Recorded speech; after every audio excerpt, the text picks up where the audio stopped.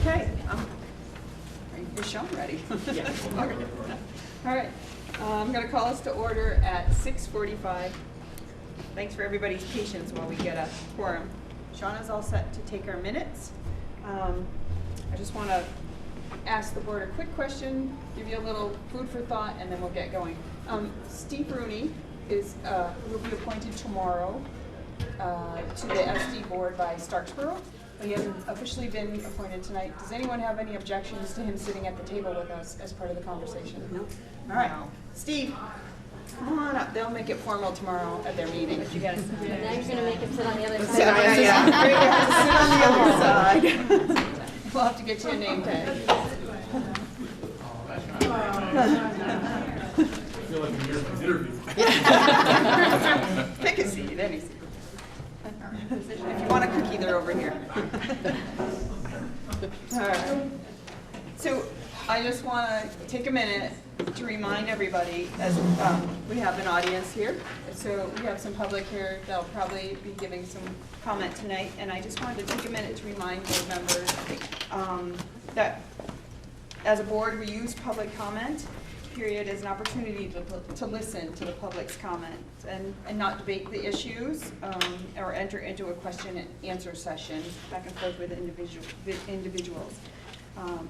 There are going to be times when not all the issues that are brought up to the board can be resolved through the course of the meeting. And there might be times when we may respond to public comment by asking for some additional information or by delegating something to the superintendent to research or work on. Comments can be made on emotional issues, on financial issues, on any number of issues, and understandably so. So I will strive to keep a certain level of decorum in the meeting.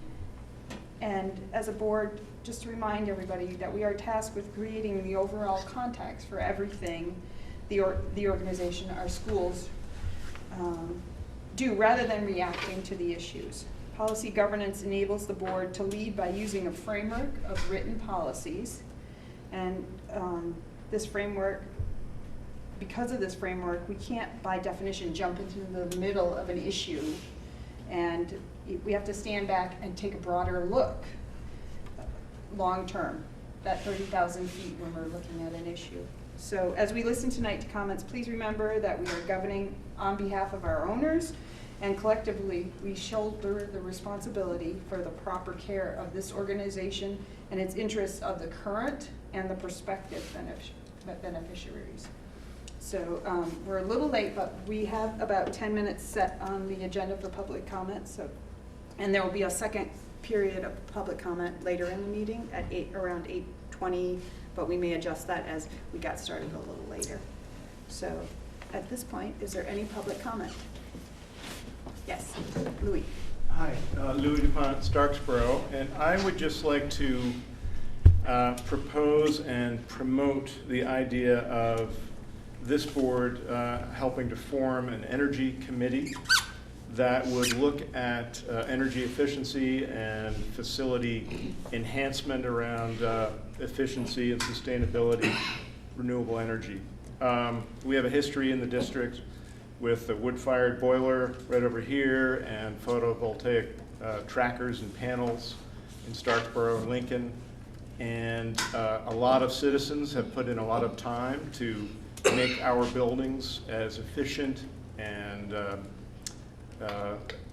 sustainable and excellent for teaching and learning as possible. And we have a group in Starksboro that is raring to go to work on efficiency, particularly in that building, and I think in the district perhaps at large.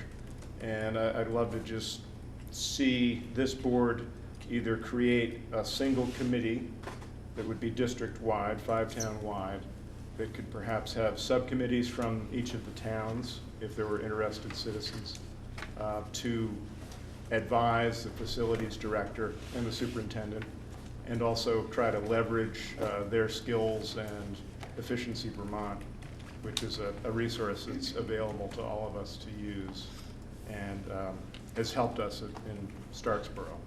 So anyway, that's just I'm hoping perhaps, I know Patrick and I have spoken about this, perhaps at a subsequent meeting, we could try to put something into action. Thank you. Thank you. Any other public comment? Nancy? Hi, only to say that it's, even though our wonderful principal unplugged that machine, it's still a little hard to hear back here, so as you are talking up there and as we are talking back here, it would be great if we could all project. Thanks. Anyone else? All right, and we'll get started. Our first item is the consent agenda, which is the minutes from the 11/28 meeting, and to approve the side letters for the Anita and ESP and authorize the chair to sign. Jen? I make a motion to approve the consent agenda. Is there a second? Second. Megan? All right, all those in favor of approving the consent agenda, please say aye. Aye. Any opposed? Any abstentions? All right. Great, thank you. We'll move down to executive limitations monitoring, discussion of the first budget draft presentation. So Patrick's queuing it up. Do you want the lights off to help with the, can you see it back there? I'll come over to this side to keep Steve company, and then you guys will be facing me a little bit better and you can ask questions. So I have a presentation to share with you that highlights some of the budgetary constraints that we're working with to hit the target that you guys set at the October meeting. And one thing that'll be important to remember is we're going to stay at a certain elevation throughout this conversation, and we'll resist the urge to go down into the line-by-line detail, which with this first consolidated budget, there are more lines than any budgets we've had before, so there's even more weeds to get lost in if we go down to that level. So I've presented the information in a way that keeps it at a little bit bigger picture. I have some details to back it up that we can talk about, but I really didn't feel like it was best to provide you each with a thick copy of the detailed budget, because that doesn't really tell the story. So my attempt here is to tell the story and help everyone understand how the numbers work. So I think this is important, and much of these first several slides I shared with all faculty and staff a couple of Wednesdays ago to try and help everyone understand, again, that big picture. So to be able to hit this budget target requires change, and significant change. And I really like this quote about change, and it acknowledges that change is hard. And after hard comes messy, which is still kind of hard. And it's not until after you've worked through hard and messy, which can take a long time and take a lot of work, that you might end up someplace that really is great. So we're still at hard. We're not quite to messy yet, but it's coming. And I also think it's important to know kind of the perspective I'm taking on this is that I really believe that we can reimagine the ways in which we support students. And I really believe that throughout this process, as hard as it's going to be and as messy as it's going to be, MAUSD can emerge strong and ready to support students. So how do we get here? So from the state level down, so we've heard the governor talk a lot about the 631, so that's 6 people leaving the workforce every day in Vermont. That's 3 students leaving our K-12 public education system every day in Vermont. And that's 1 child born every day exposed to opiates. So that creates a concern for the governor. We've also heard the governor talk about his cradle to career.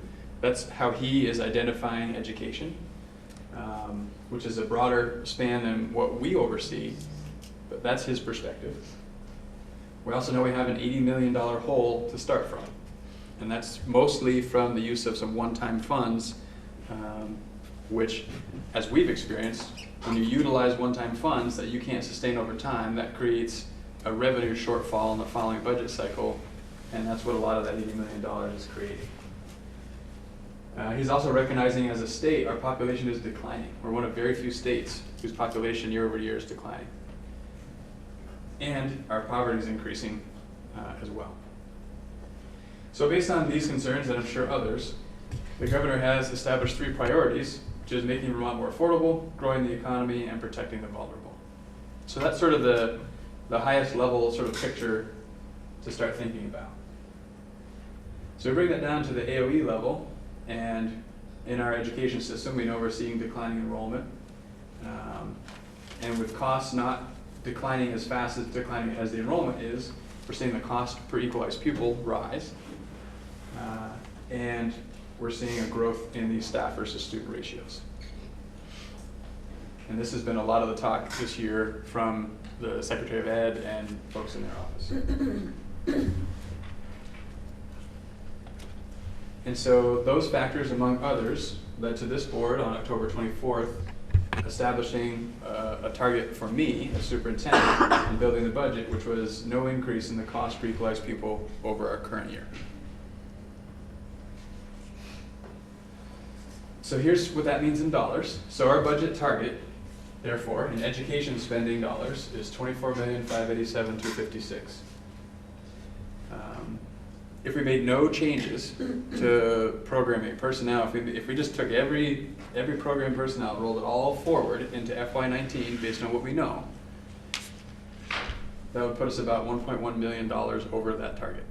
So effectively, that's the amount of education dollar savings that we needed to find as we built this proposed FY19 budget. So the challenge really is improve outcomes for students while spending less than we are currently. We know we can't achieve this challenge with the same level of staffing. And we also know we can't improve outcomes for students by doing the same things with fewer resources. So immediately we're starting to think about, so what are the changes we would need to make to think about improving outcomes for students? When I think about that, I can't help but think about this guy and his theory on one of his definitions. Can't do the same thing and expect different results. Certainly can't do the same thing with fewer resources and expect different results. And so the opportunity we have is, so we have the opportunity for change. There's the evidence in the ENDS report that you saw a little, probably at your last meeting, I think, is when you saw the ENDS report, that the executive committee approved at their last meeting, suggests we need to change. There's a number of pieces of evidence in there, student proficiency levels that are not satisfactory. So maintaining even is not something we're interested in doing. We have to find ways to improve. And we can redesign the way we support students, faculty, and staff. There are a lot of ideas floating out there right now. We're going to need to continue to create ideas, think them through, and ultimately make some decisions about what ideas we think are going to be the best ideas to improve outcomes for students with the resources we'll have available to us. And we know we can improve outcomes for students and meet that budget target. We don't have an option. It has to happen. So part of what's going to help us achieve this is we have more flexibility and creativity available to us now as a unified district than we've had in the past in terms of how we can utilize resources across schools. The people we have working in our organization are absolutely going to be resources to us to help overcome this challenge. They are intelligent, dedicated, hardworking, and very caring, and absolutely want what's best for our kids. We have an amazing leadership team, which has spent days and days and days together already working to think through how might we be able to achieve this, and giving me lots of information to help make some decisions on where we go from here. And we have a great community who's really passionate about supporting positive change for kids. So as difficult a challenge as this is, there are a number of things that are in place that are going to help us meet this challenge. So where do we go from here? Well, we know we can't become what we need to be by remaining what we are. So it kind of ties back to the Einstein piece. So again, something has to change. And so an analogy that we've used at the admin team level is around this notion of timber stand improvement. So homeowners who want to improve improve their woodlands for some specific purpose. So if we think about maple sugaring, if somebody wants to have a really productive maple sugar works, they're going to be thinking about what kind of work do I need to do in that sugar works to ensure that it produces the most sap that it can. And so they make decisions about what doesn't remain in this patch of woods that I have so that I can grow the resource that I really want to grow and strengthen. And this was a similar approach that we took as an administrative team. We need to think about what do we need to grow and strengthen to position us to be able to meet the needs of our students with fewer resources. And based on that, what maybe can't stay in favor of growing those things that we need to grow. And so having that focus is really important. And so the focus areas that we talked about, first and foremost, improving outcomes for students. We also need to ensure that we have equity. So again, for the first time, we're building one budget, and we need to look at all of our schools and where we provide equity in opportunities for students and resources to those schools, etc. We'll get into that a little bit more. We also need to think about how we support faculty and staff. So more than ever, with fewer faculty and staff members, we need to make sure that there's sufficient support in place to help them do the work that they need to do.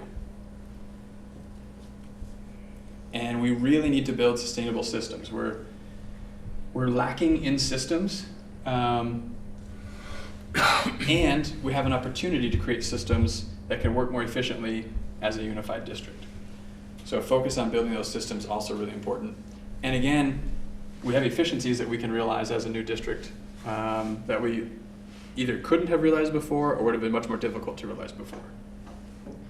So those were all the things we were keeping in mind as we were talking through how we move this forward.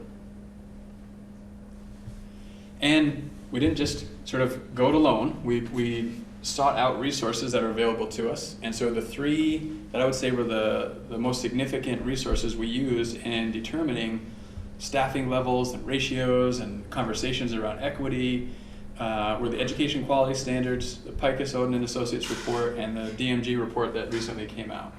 So these are all pretty recent pieces of information. They're all specific to Vermont. And our resources being used in a variety of ways in a variety of settings. Patrick, I'm sorry, are those available for folks to check out somewhere? Yeah, so the DMG report I think recently was sent out to all faculty and staff and maybe board members as well. I don't know about where that's located online yet. Picus, Oden and Associates and Education Quality Standards, you could Google, and I think you can find those online. So those are readily available.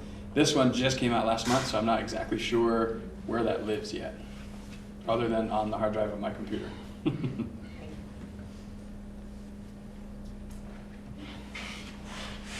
So as we're thinking about building this comprehensive system of supports, we obviously need to be thinking about supports for students, both social, emotional, and academic supports.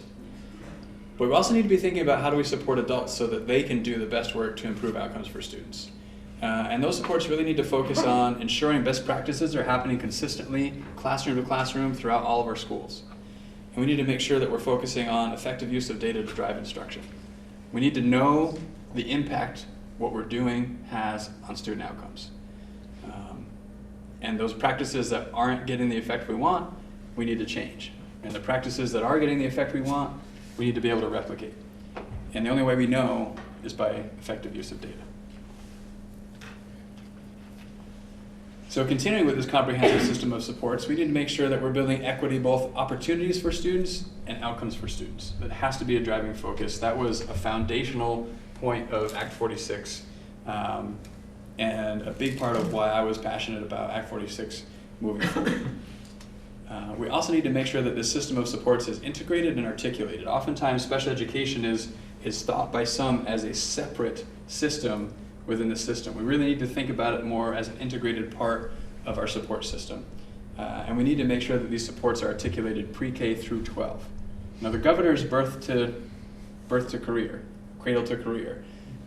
We're pre-K through 12 as our focus and making sure that we have our systems articulated throughout. So the question really is, how do we rethink, redesign, and strengthen how we utilize our greatest resource, which is our faculty and staff, to achieve better outcomes for students? And it's important that as we do this work, we connect how we organize ourselves to the priorities that we have. And a few resources about our priorities. So we have our strategic plan, which currently has 4 goals. It's in process right now, so it's not fully developed. But these four goal areas are developed. So we know expertise in learning, social emotional learning, and physical development, equity and community are priorities for that strategic plan. So we need to be thinking about this as we move forward.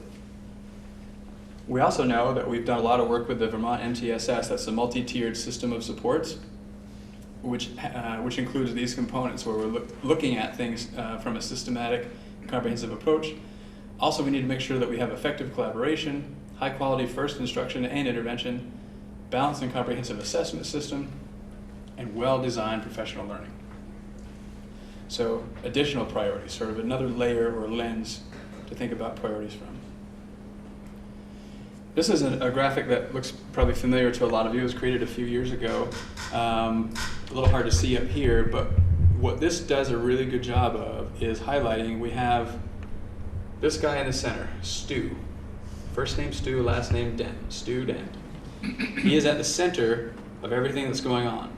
Surrounding Stu, we have personalized learning within a proficiency-based learning system, within a multi-tiered system of supports, focused on achieving the ends set forth by the board.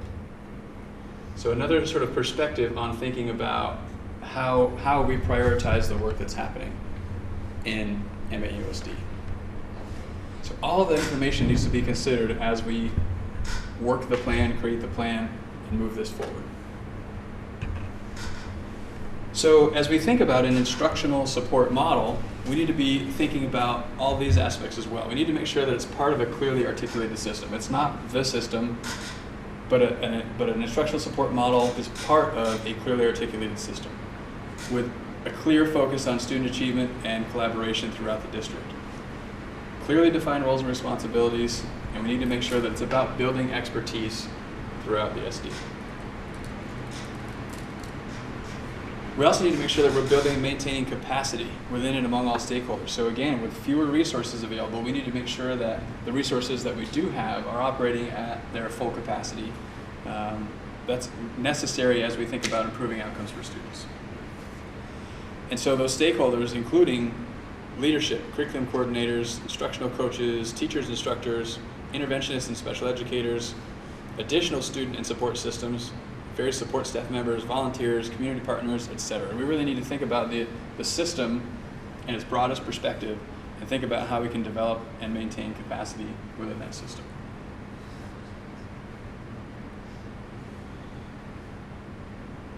There's the background. We're going to get into numbers now.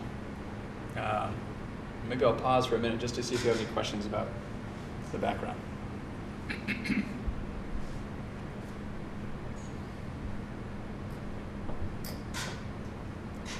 It's going to be a lot of hard work. It's been a lot of hard work already, and it will continue to be a lot of hard work, and then it will get messy. And then, in the end, I think we'll arrive at something that can be great. Okay, numbers it is. So, this number should look familiar. That's what we were just talking about. That is our target education spending.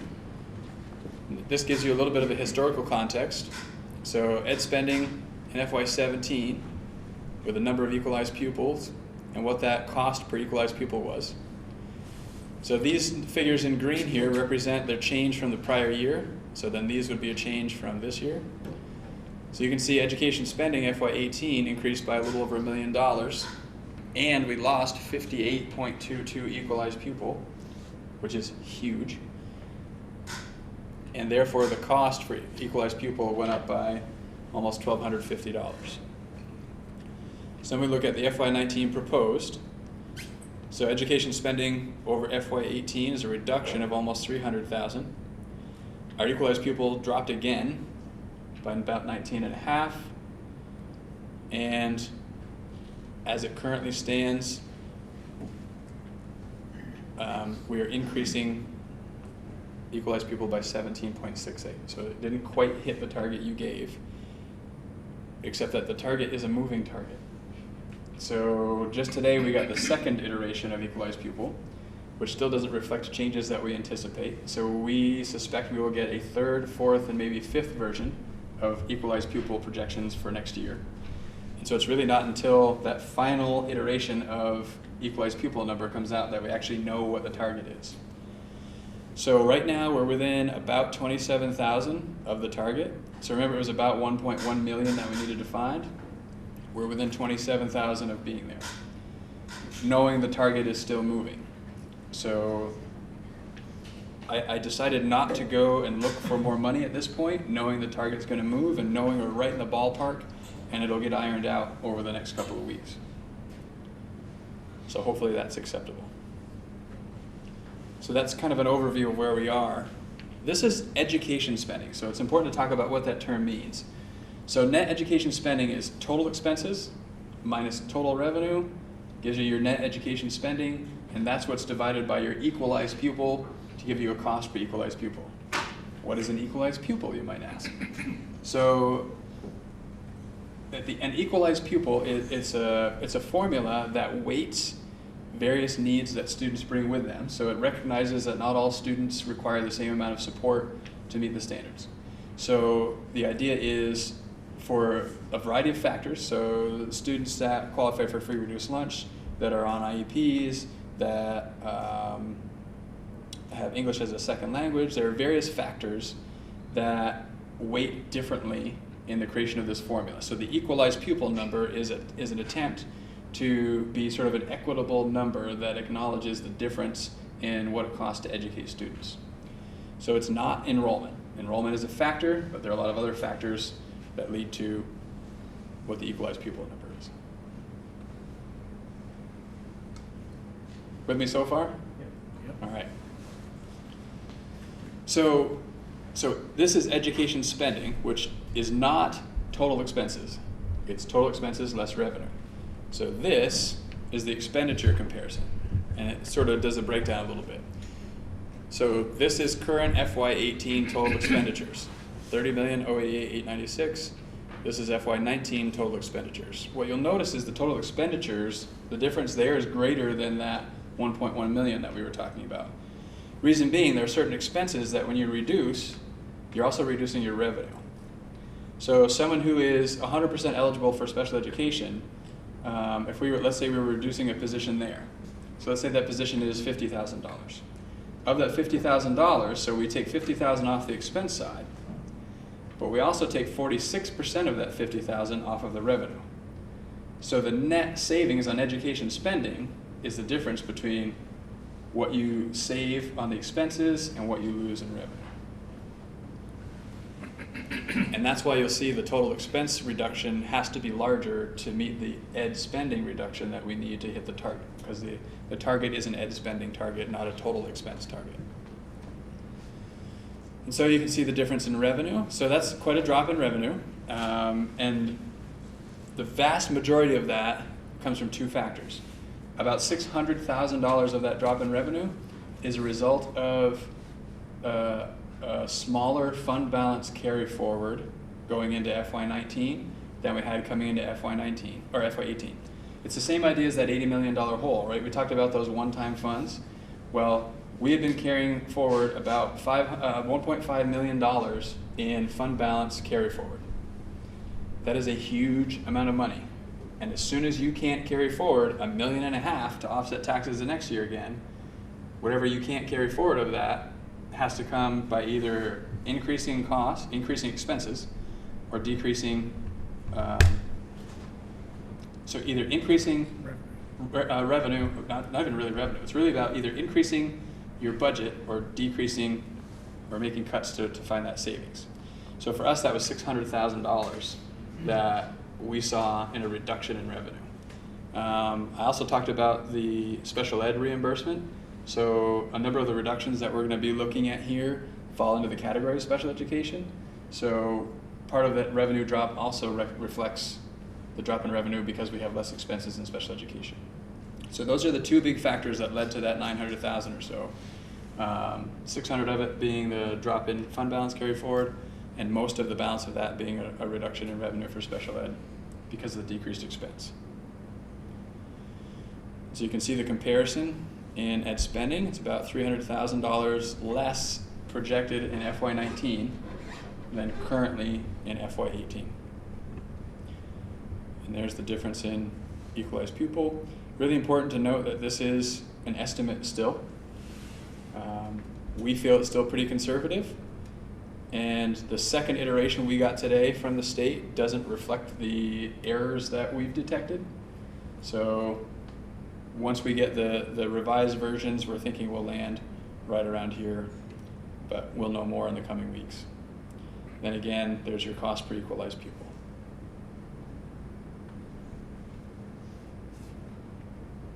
Patrick, there's no legislative target, there's no target that we're going to be dinged if we don't hit there. And is that time passed for the legislature to create such a target? After last year, so I guess the first piece is there is a spending threshold. 17,816 is the spending threshold per equalized pupil. If you go above that, then you get dinged. And that's adjusted every year too. And that's adjusted every year. Last year it was 17.1-ish. I think it went up about 395. 395. So it took a pretty big step up this year per equalized pupil.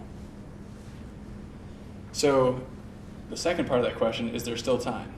Based on last year's governor's budget address, Yeah. anything's possible. From moving town meeting date to who knows what. So I'm going to choose not to speculate on that. Any other questions before we go a little deeper? You don't have a printout of these pages with the numbers just so we can refer to them during the discussion? I'm trying to write them down, but there's a lot of numbers to write down. I don't. I'm sorry, can you speak up? I was just asking if he had a printout for making notes on. So he does not have a printout.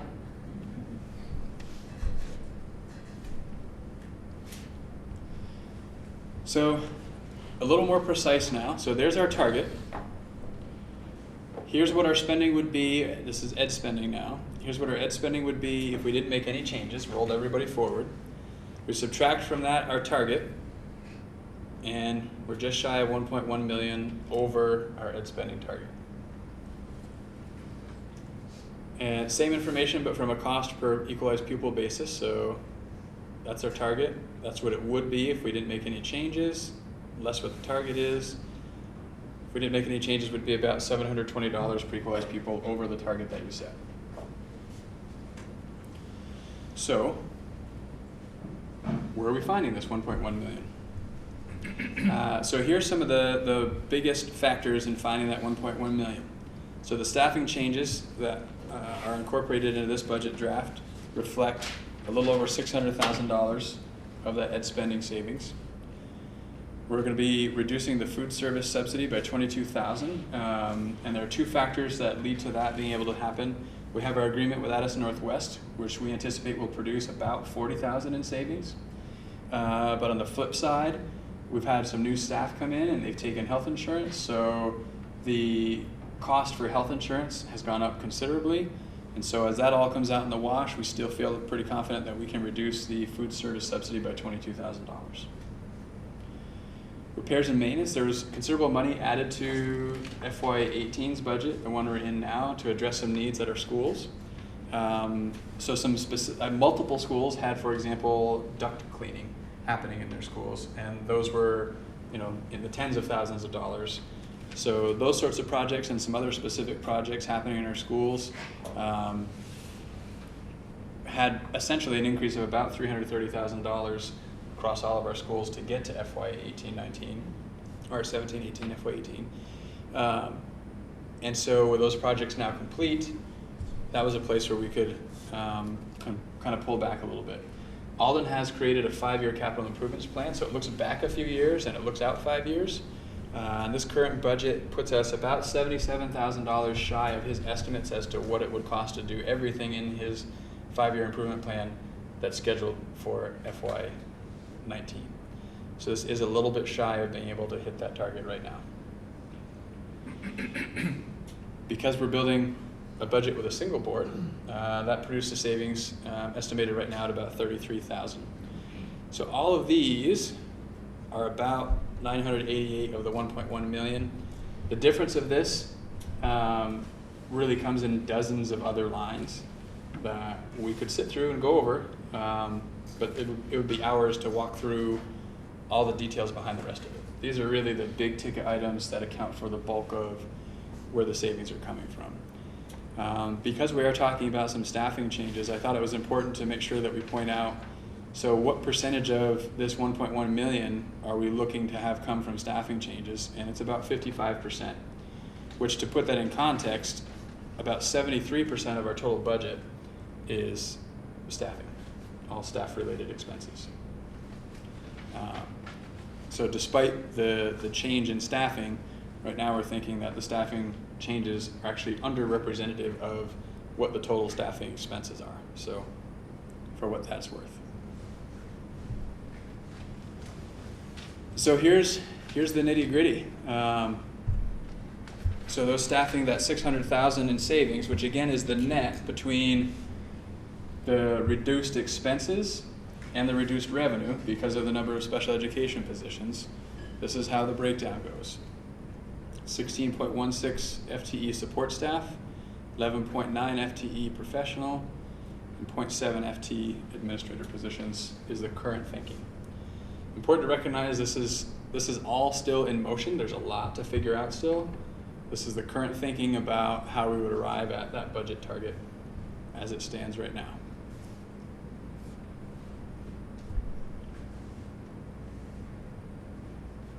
As you can see, it's multiple categories, both on the support staff and the professional positions. We really did look across all areas to figure out the best way to make the reductions that we needed to make to hit the budget target, but also grow what we wanted to grow in terms of building the systems. And we'll talk a little bit more about what we want to grow coming up.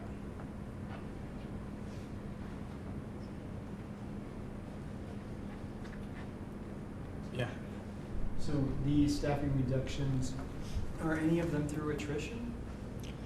So some will be, and how many is yet to be known, because so for professional staff, the deadline for folks to notify us that they're interested in the career change is January 10th. So we still have a little while before we're going to get all of the notification about that. So as much of this being realized through attrition as possible is the goal. Then you have, inevitably, there are people that leave for other reasons that create something. So we will be seeking to take advantage of attrition all the way through the summer and perhaps into the start of next school year as just people make decisions and staffing becomes solidified and we see where we can take advantage of it.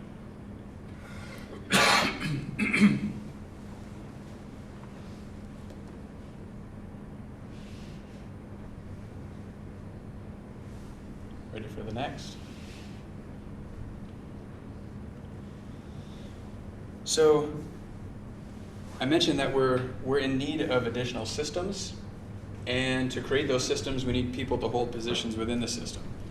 So this also includes an increase of 8.5 FTE professional positions with a combination here of 6.3 coordinator, coach, interventionist.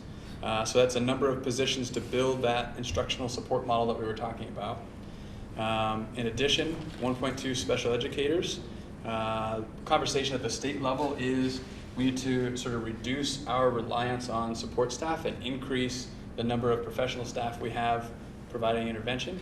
So this fits with that model. And it also includes a 1.0 added school psychologist position, again, to build supports within that system for early intervention and that sorts of work. And we'll get into that a little bit more. So what that produces for the net staffing reductions are the 16.16 FTE support staff from various categories, a net of 3.4 FTE professional, still at the 0.7 FTE, which again, really important to recognize, this is still the current thinking. It's definitely something that could change over time. Also really important for you to know that folks that could potentially be impacted by this have had a conversation with their supervisors. So the heads up has been given, just to be as transparent and forthcoming as early as we can. So that gives us a net reduction of 20.26 FTE. So a little bit more on those increases that were there. So the coordinator, coach, interventionist positions are critical really in building a system of support, both for the leaders, so the administrative team, et cetera, but also to support coaches, support teachers, support the interventionists, support the students, and they'll be organized through STEM, humanities, and social and emotional development in those categories. So it's really about building the supports for the entire organization throughout to ensure that those best practices are happening, to ensure that interventions are implemented with fidelity, to ensure that the system's working the way the system needs to work to improve outcomes for students. The 1.2 special educators is, again, it's about increasing student access to highly trained interventionists, and the school psychologist added, so we currently have 1.0, so this would double our school psychologist time. And it's really about strengthening that early intervention and prevention for both academics, but also social and emotional supports as well. So this is really about strengthening the system of supports.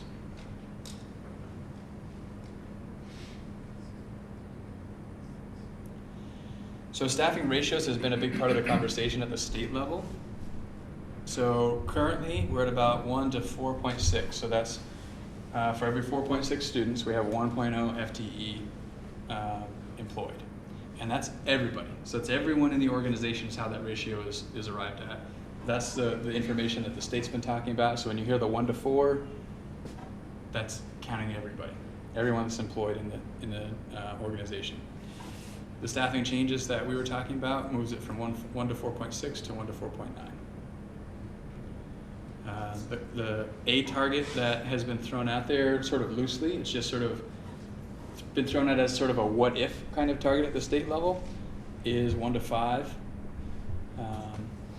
So should that become something more solid in terms of a requirement, this would position us pretty well to be able to meet that requirement.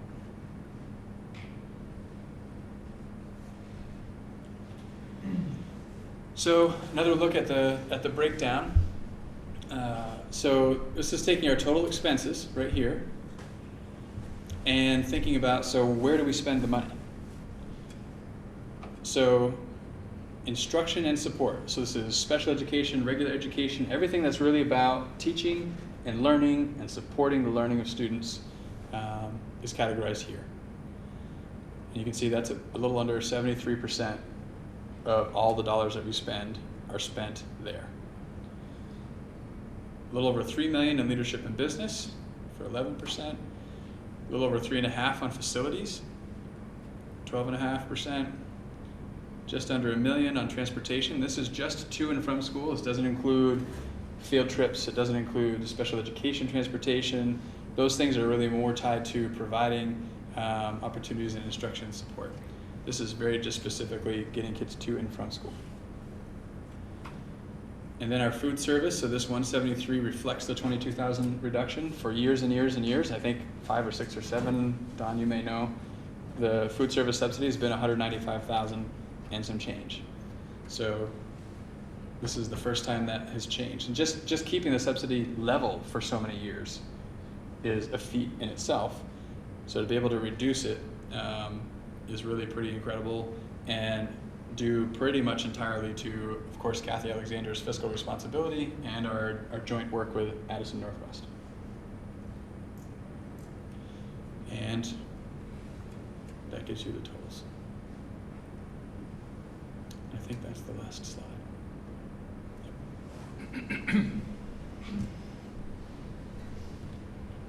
So just a minor question on Alden's 5-year capital Mm-hmm. plan, that's district-wide. Correct. Yep, so it's all of our schools and sort of mapping out all of their needs as he understands them now and breaking it down. What would he propose being done FY19, FY20, FY21, et cetera.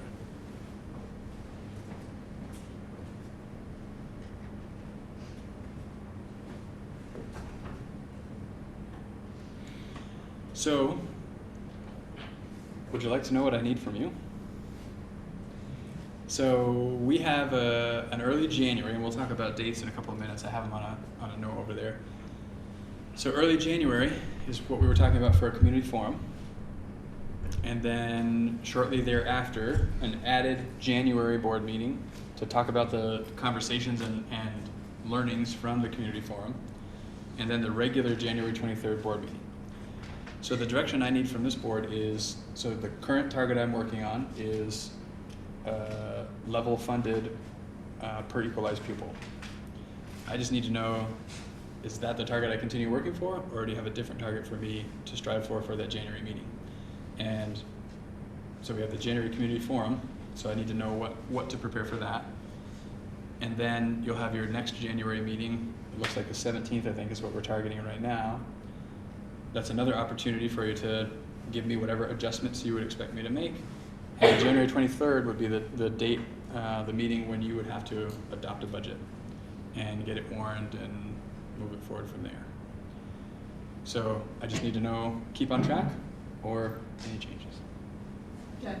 So I actually have two questions. I don't know if you want me to ask them both at the same time.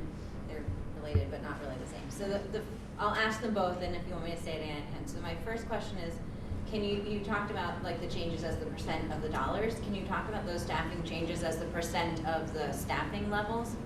So how does that amount, that level cut relate to, because I don't have a sense across the district how many classroom teachers we have, for example. And then my second part of my question is, so with this change in staffing, can you talk about how you expect to provide more and better services with this change in the number of people that would be available to work on it? So I can talk a little bit more about the second question than the first, because I'd have to go back and run those numbers. The only thing, I guess, to talk about the first is coming back to this. So,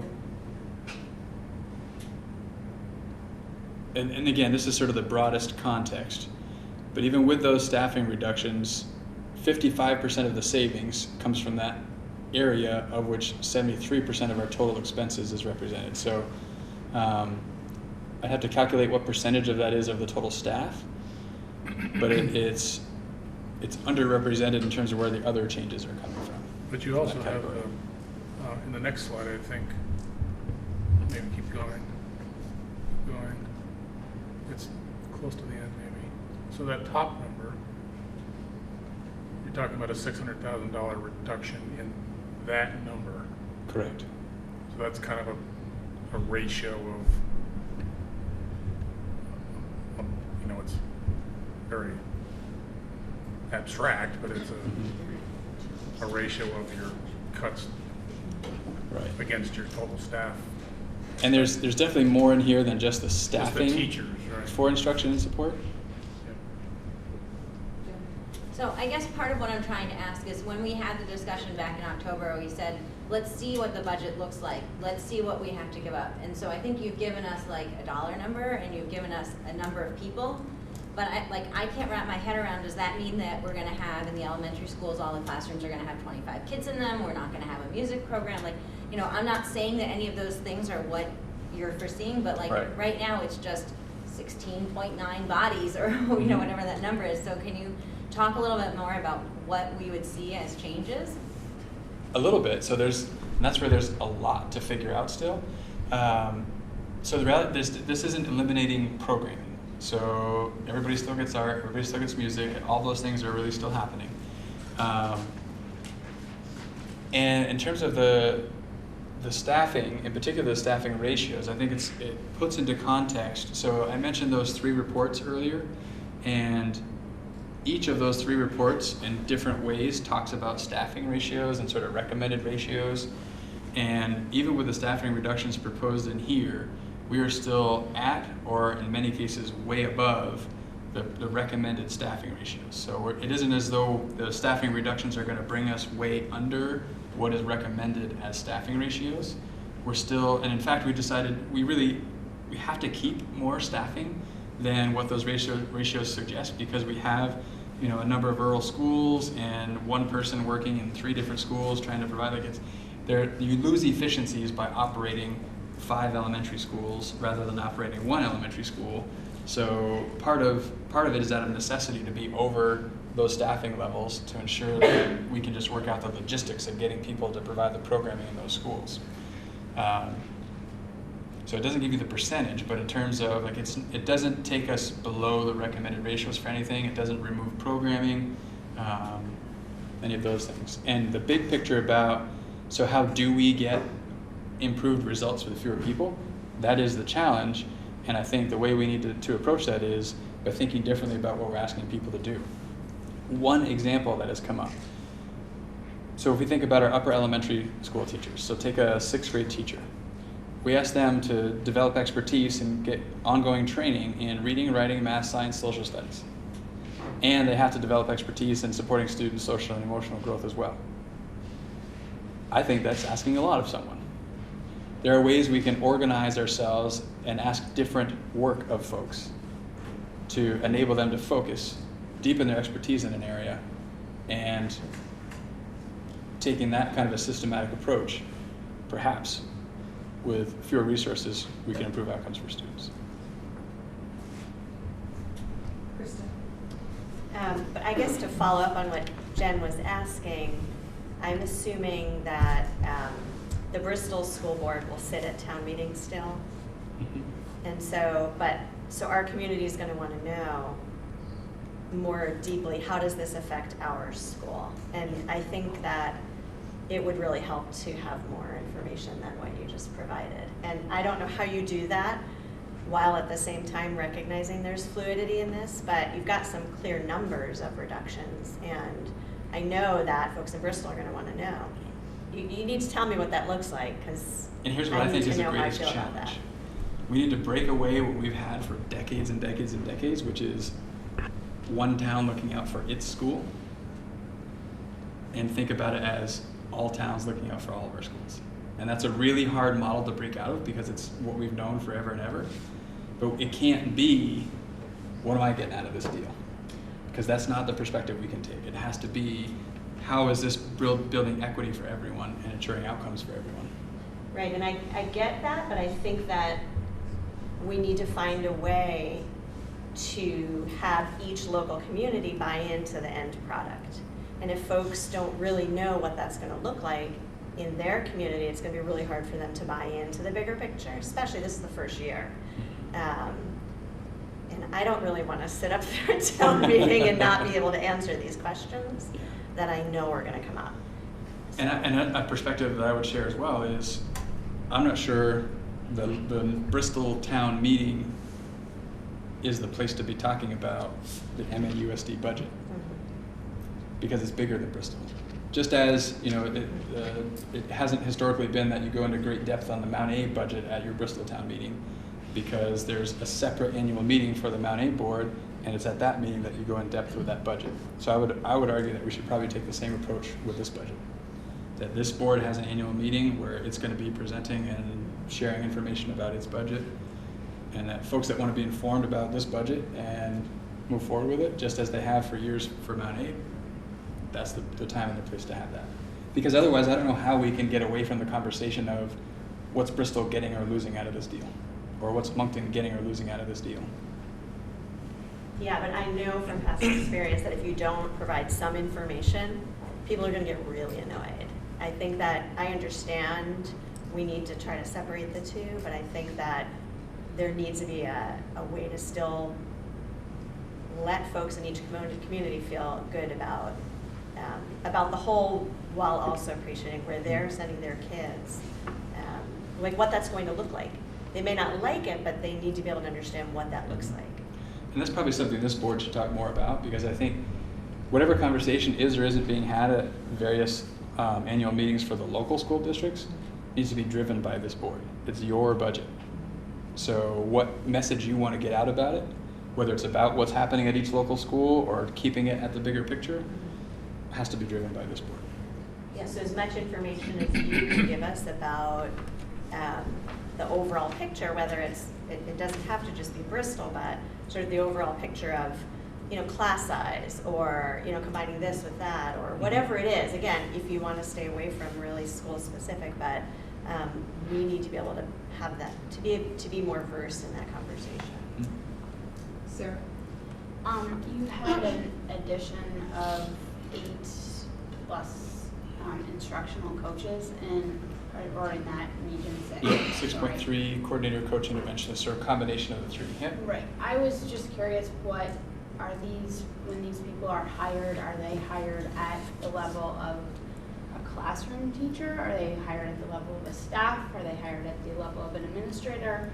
And do they come with a certain background knowledge or like, I don't know, degree in that? Or are they just a transfer of one person into a different role?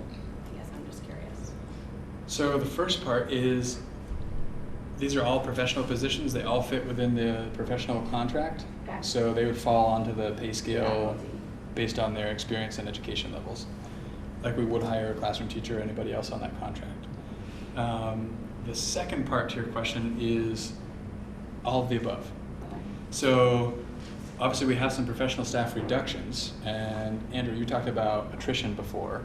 One form of attrition in this example is some of the professional staff members, not necessarily the ones who are looking at being reduced, but somebody who wouldn't be reduced but has a particular skill set and interest and seems like they'd be a fit, they might be able to apply and be selected to be one of these, really any one of these positions. And if somebody took on one of these roles that's currently employed, that creates some attrition that reduces the need for a reduction. The important thing is that we get the right people in these positions and have the skill sets to do that work. And as much as we can do that within, great. And if we need to go outside to get those, then that's what we'll have to do. But that's what we'll be looking at. Jen? So something we've heard from our community in the past is concern about raising the number of staff that aren't providing direct service to students. Can you talk more about what these coach roles would be responsible for? Sure. So really this system is about ensuring that best practices are happening in our system, both from your primary instruction through your intervention system. There are clearly identified practices that have been demonstrated over years to produce improved outcomes for students, and they're not happening throughout our organization in every classroom in every school. In part because we don't have the capacity to make sure that everybody has the skills and knowledge they need to provide that, and nor do we have the capacity to sort of help sustain that practice happening throughout the organization.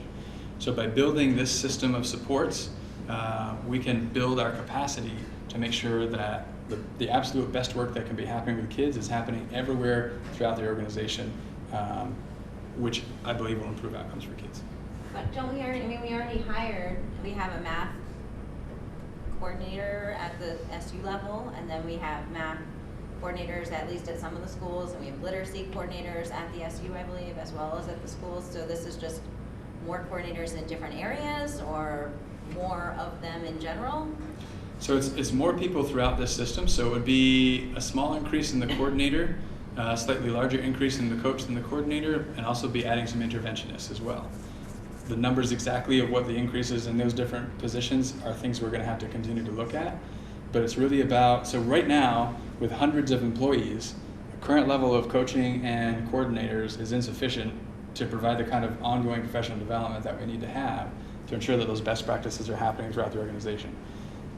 This change will build the capacity of that system to do what it's intended to do. So right now we talk about having a system. We have a fraction of a system right now in reality. And so it's easy to look at it and say, we have that system and it's not working. But the reality is we haven't allocated sufficient enough resources to even say we have that system, let alone to say that it doesn't work. So this is going to put into place the positions that really need to be in place to see that system work. And then we can assess it more fairly to say it does or doesn't.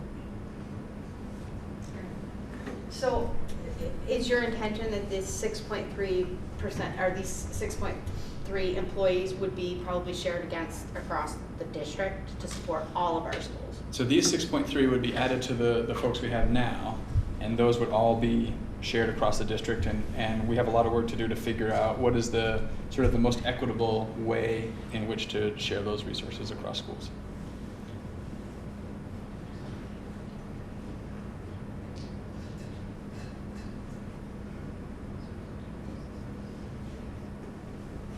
And what's sort of interesting and also challenging You know, in talking with folks over the course of last year and even the start of this year, when you engage in conversations with folks and you talk about the need to build systems, everybody nods their head like, yes, we need to do that.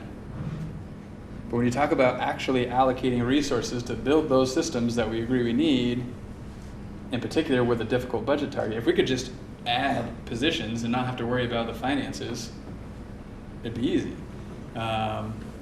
But the kind of trade-offs we're talking about to be able to hit this budget target and still grow what we need to grow in terms of these systems makes it a much more difficult conversation.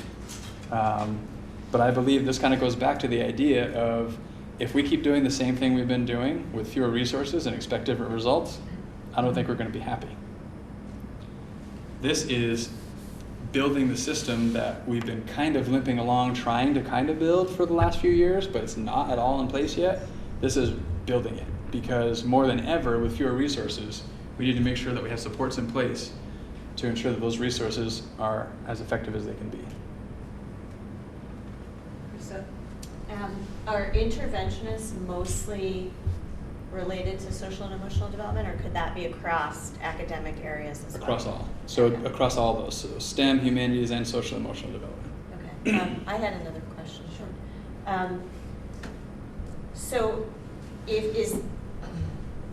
would these addition of these positions get us to the system we want to? And I guess a follow-up is, if we put forth this budget with these proposed staffing changes now, do you anticipate that we'll have to continue to do similar types of staffing tweaks every year moving forward, or sort of where are we 5 years from now? In other words, Right. Is this sustainable, or is this just the beginning? Well, And- these multi-part questions, can I take those two parts first? Yes, because I have another one, but Okay. I'm being a Let's stop at two question hog, parts, but I and I'll go to the want- third part. So the first question was, will this build a system? It's important to recognize this is part of a larger system. There's a lot of other work outside of even the coaches in terms of an articulated curriculum. Like, there's a lot of work that surrounds that. So it's not the be-all, end-all, but it's a big portion of being able to sustain whatever work it is that comes about from that larger system. And in terms of the tweaks, so I would say what we're talking about now are not tweaks. Yeah. These are significant changes. I look forward to being able to tweak. This is pretty significant stuff. The reality is I think we'll always be tweaking as we continue to look for ways to improve outcomes for students and find efficiencies and all of that. I think this takes a big step forward. If I were to use my crystal ball, I think there's going to be something in the future that comes from the state that says, this is the staffing range you need to be within, or this is the staffing ratio you need to hit. Like, I think budgets are going to be driven to some extent by staffing ratios, much as they are now with spending thresholds and things like that. Kind of feels like that's the direction things are going. So this would position us well should that become the case also. Yeah, I don't know if that addressed that second part of your question. Yeah. And you had a third part, so don't forget your third part. I'll chew on it. Well, I just had something to sort of piggyback off of that. And so when you create a new system, like, you have a lag time, right? Like, you don't create it and then you immediately out of the gate start seeing results Mhm. unless so I mean, I guess at what point, because we don't know, these are new positions, they're new people that we may or may not already have in the wings, at what point are we going to be able to establish, like, is this effective? Do we need to make even bigger change? Like, do we have to continue not tweaking but making big changes? And again, you might have to use a crystal ball. Like, I don't know if you can answer that, but I think that's a big change to make. And it's like, how is it going to? When are we going to know? Like, is this actually going to impact our kids, the outcome for the kids or not? So some reading I did a while back on change theory says 5 to 7 years is sort of like, that's when you're making big change, like, it's a 5 to 7 year process before you're really seeing that change implemented. So it will take a while, as you're saying. Whether it's really 5 to 7 for us, hard to know. But big change after big change after big change is not sustainable for an organization. So the plan, I think, would be we need to put some of these systems in place, and we need to allow them to remain in place for some time to allow them to work and then assess their efficacy. So I know in past years, you know, I've worked on the Moncton budget because that was the level we were doing the budgets, and you know, I understood that our principal in Moncton talked with the staff, and they kind of came up, you know, at least last year, it happened that way, where they came up, you know, they worked together and came up with kind of an idea of how things might work well. And I only know the way it was reported to us, so I wasn't in those conversations, but I'm just curious, you know, now that we're looking at such a bigger organization, you know, has there been input from the staff? What does that look like? Is there anything you can share about that? Yeah. Well, so I can share the conversations that have been had so far, and it's a tricky thing, and I've had this conversation with folks. So, to what extent, knowing when we're talking about a big number like $1 million in savings, and knowing it has an impact on staffing, and that's the primary focus is the impact on staffing. How do you solicit impact or input without putting folks in a position where they might be pitting themselves against one another?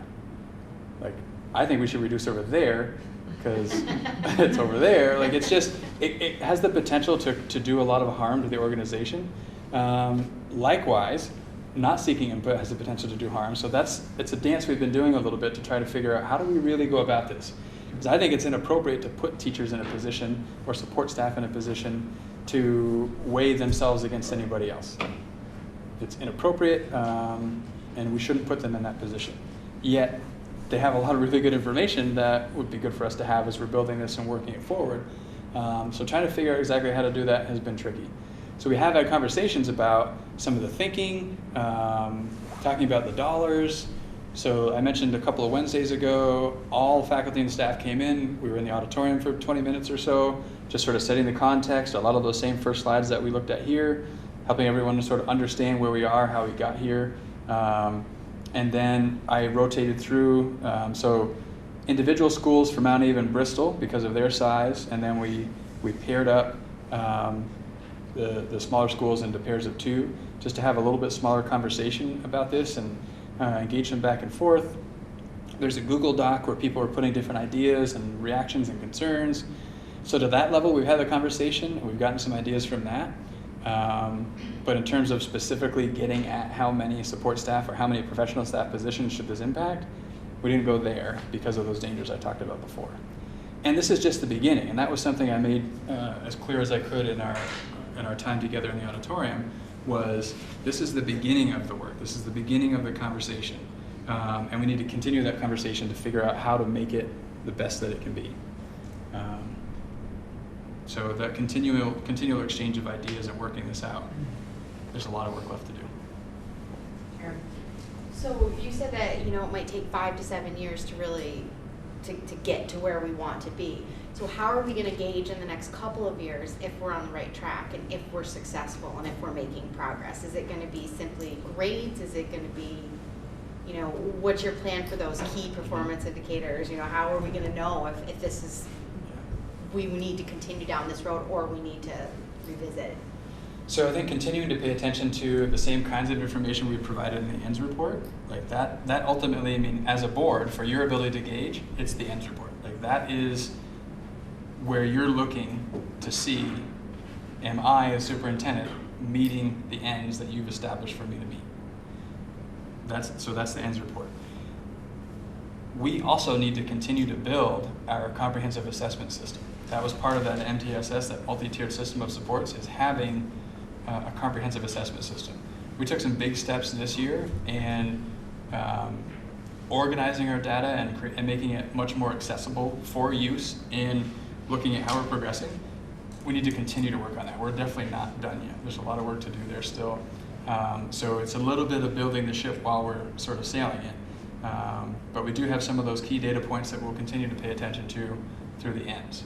And even some of those data points keep changing, so it's hard to take a longitudinal view with a lot of the data points we're looking at because they've been changing a bit over time. So there's not necessarily an apples to apples comparison, but it's what we have right now, and we're gonna have to get better. We're gonna have more local assessments that we can look to over a more longitudinal view.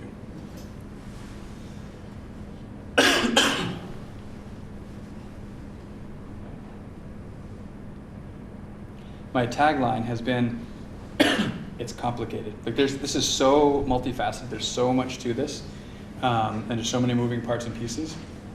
It's hard. I think in many ways, what everybody wishes we had right now is I could tell you, so it's those positions, and it's going to be this, and this, and this, and this, and this is how we're going to organize, and this is all the answers.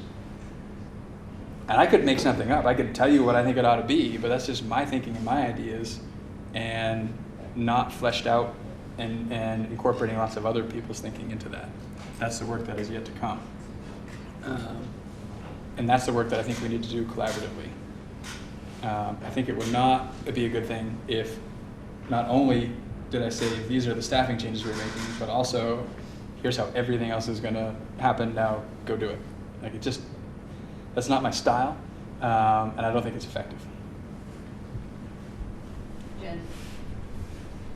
So I'm struggling a little because I think what you specifically asked us to do in this meeting is to tell you whether we wanted to continue with the target that we issued in October. And the way I remember it happening in October, not entirely sure this is true, but I believe that it was the board, the suggestion came to the board that that would be the target for this year, to keep level fund the ed spending per equalized pupil. And the way I remember the discussion was that we wanted to see what impact that would have. So I'm having a really hard time because I have an impact in dollars and I have an impact in numbers of full-time equivalent positions, but like, I don't know how to know if that's too much, you know? I mean, I can decide I'm gonna cut my household budget in half, but I don't know if I can live on that, you know, until I try doing it. And so I don't know what this means, and I don't know how to get from the numbers to, do we go forward with this target or do we need a different target? And I'm really struggling with that right now. Mm-hmm. Welcome to the struggle. This is the hard part. I believe with this target, we can find a way to make it happen. I can't give you all of the clarity you wish you could have to be able to say, yes, let's move forward with it, for all the reasons I just talked about. I believe we can do it.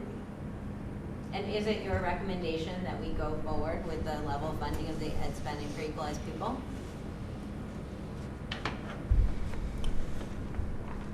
I think given the context at the state level, whatever we don't do now is probably coming in the future.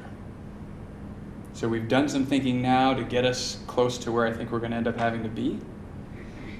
So when I take the long view, I think it could make some sense. And to know that if, you know, so even right now we're 27,000 short of hitting that target.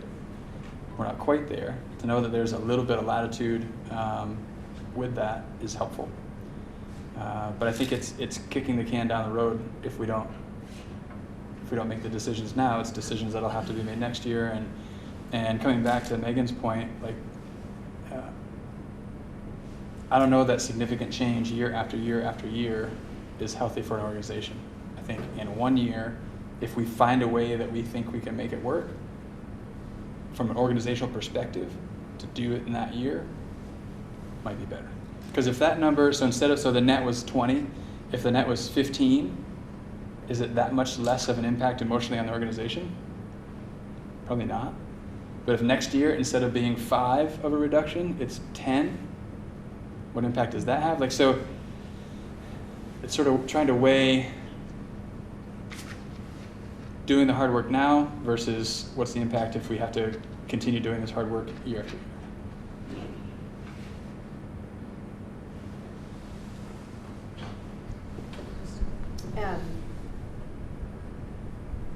I'm having similar struggles as Jen, but I'm also recognizing that, you know, we hired you because you are the one to ultimately put forth the recommendation that we have some degree of trust in because of your experience and knowledge that we don't possess. But I guess one thing that I was wondering about, and I was asking about the resources that were referenced early on in the PowerPoint, because the third one, the most recent one, I did look at that, and you know, there's a lot of information about what the target student ratios should be, but there's very little about what that looks like. You know, what are the best practices? What's the model for a rural state for the ideal student services? You know, it seems like a very big cost driver is special ed student support services. So what is the ideal model? And do you feel like you have one to benchmark what our goal is against. And maybe we can't get there 100%, but that this is working toward that. Because I appreciate and trust your expertise, but I'd also love to know that it's, you know, it's founded in a study of those best practices, and I didn't really see enough of that in the resources, so. I can't remember if the DMG specifically referenced the geographical model, but that in special education at least is a model that we've been talking some about. Yeah. And you know that there are pros and cons. One of the cons is it's difficult to have enough staffing to make that model work, but that's a model that we've looked at and thinking about. It might hold some promise in finding ways that we might be able to make that work. How close we can come to achieving that is somewhat dependent on staffing levels. So we're looking at a lot of those models, and in many cases, what is considered the best model or the preferred model is a matter of opinion. There's so many different models, and it's specific to the organization. And oftentimes that is what happens. So a lot of times we get information from the state that says, here are your constraints. How you meet those constraints is up to you. So it's not necessarily so prescribed as this is the model you should use to be able to realize that. And that's true of pretty much any of those reports as well. They tell you more about the ratios, less about how they would suggest you hit those ratios. That's where the hard, then messy, then hopefully glorious work comes in of making those changes. So, just so I understand timeline, if we're sort of uncomfortable with how deep this cuts, but we're wanting to hear maybe some more specifics from you later on, how much time do we have to work with versus how much of that do we need to decide tonight? So January 23rd is when you'll need to adopt a budget. That's the time. So the only question then was, so what do you want to get feedback from the community on?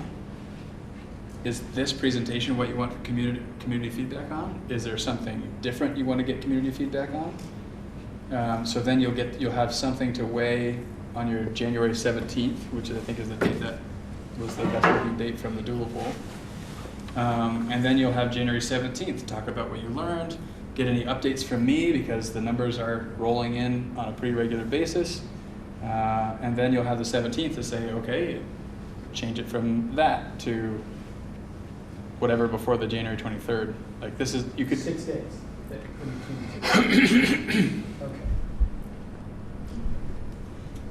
Karen is excellent at rearranging my schedule.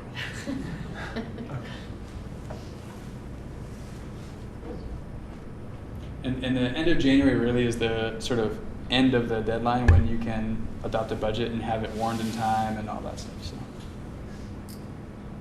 Can we take any questions? Well, I will let this group, if this group is set with their questions, then I'll go for a few minutes and let them.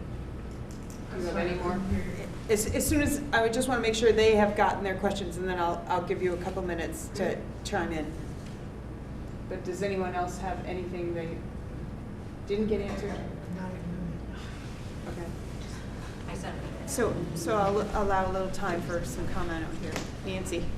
I have a couple of questions. One of them is, and maybe a couple of comments. I think it's true that in our new model, it calls on all of us to be focused on all of the schools, not just the schools of our own community. And but that being said, I think that community members too can be encouraged to want to know not only about their own school, but all of the schools in our school district. So with that in mind, I do know and agree with what was said earlier by some members of the board that community members are going to want to know, even though we're accustomed to not knowing for certain, they're going to want to get a sense of, for every school in the district, what does this mean about grade configurations and class sizes in all of the schools? So asking that question isn't provincial, it's about all of the kids, and people are going to want to know that. And it's very clear that you may not know right exactly, and making that clear, people understand that, but they're still going to want some significant detailed information for all, and giving it for all the schools helps send the message, this is about all the kids.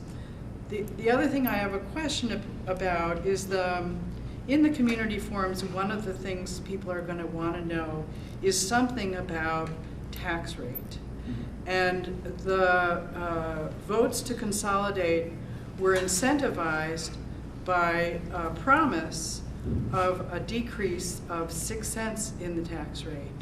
So I think it's going to be really important for people in communities to know that, but I would think that this board will also, would help this board to know what this draft plan that you presented is going to mean in terms of tax rate, because along with that incentive, which gradually sunsets, that might influence this board's decision about how much of the change you're envisioning should happen at a time.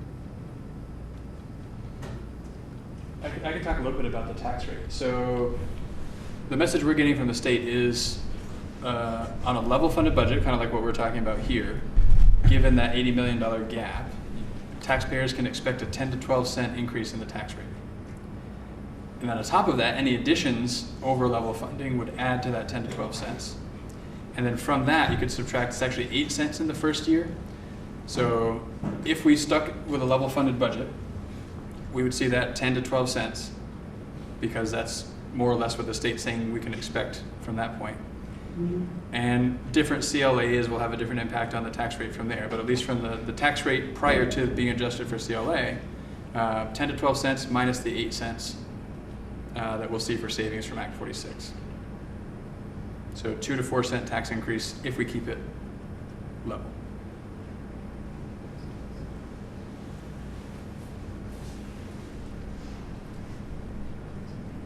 Anyone else?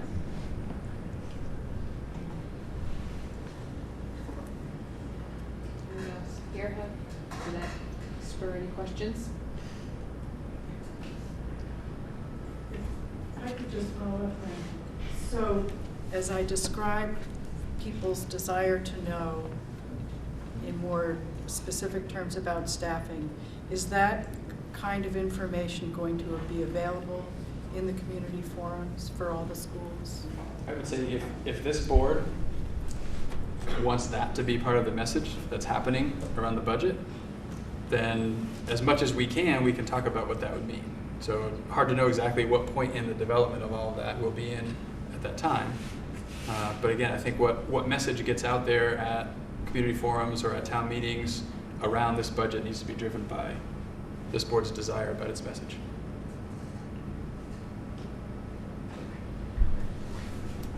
Yes.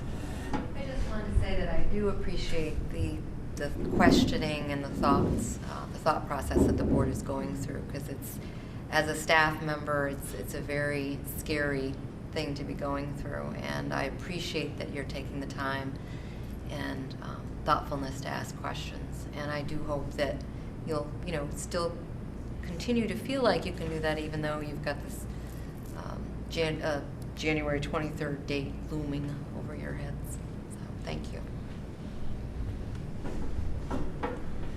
Steve. So I'll be the devil's advocate here, and looking at this and seeing a 0.7 administrative cut, people are going to ask how much time was spent looking at what might seem to be a no-brainer kind of reduction in a large system with a lot of administrative staff. What kind of time did you spend looking at those systems? A fair amount. In fact, so perhaps the one ratio where if we maintain staffing levels, we'd be either at or under is administrative ratio to staffing. So even that, if we achieve that 0.7 reduction in FTE, that might actually put us a little under what the ratio should be.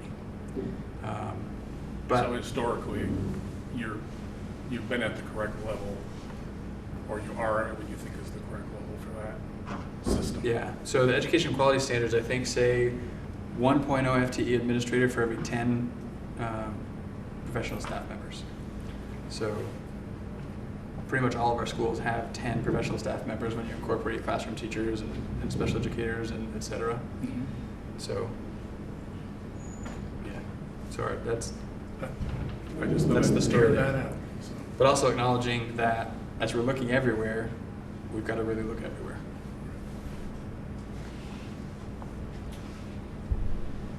Jen?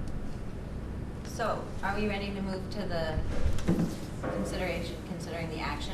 I'm not ready to make a motion, I'm ready to make a statement related to the action item. I don't want to jump the gun if No, we're I still think- in I the think we're the- discussion portion. I of the think agenda. we're done with the discussion portion, so we can move along to the action item to provide direction to the superintendent for continued budget development. So, I guess my feeling at this point is just that, you know, with hearing the recommendation from the superintendent and without being able to really get more of a sense of what this budget means, I can't see asking the superintendent to prepare any other budget than this one ahead of the January meeting. So what I'm trying to say is I don't see any reason to say, let's change this by X%, or, you know, I wouldn't know how we would come up with that number. So to me, I think getting community feedback on the numbers that we've seen is going to be very interesting, probably to say the least. But I don't know what other numbers we would ask for other than the numbers that we have in front of us. I think that we came to that target for a reason. There are good reasons that we are considering that target.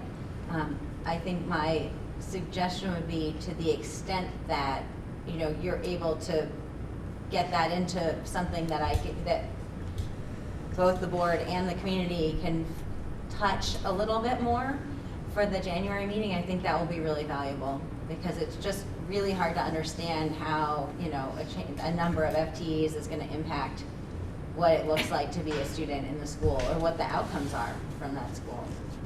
So that's what I'm feeling about the action item. Anyone else? Sarah?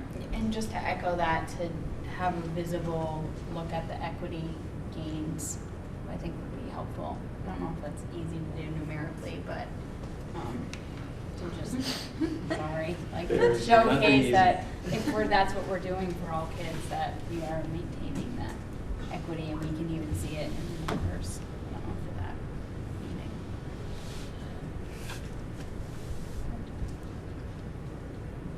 Anyone else?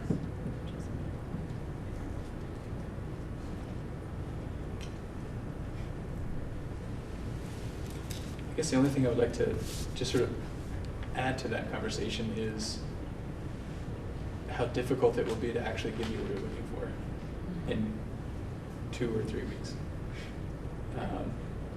Because we may actually not even have our target yet, you know, officially in 2 or 3 weeks. And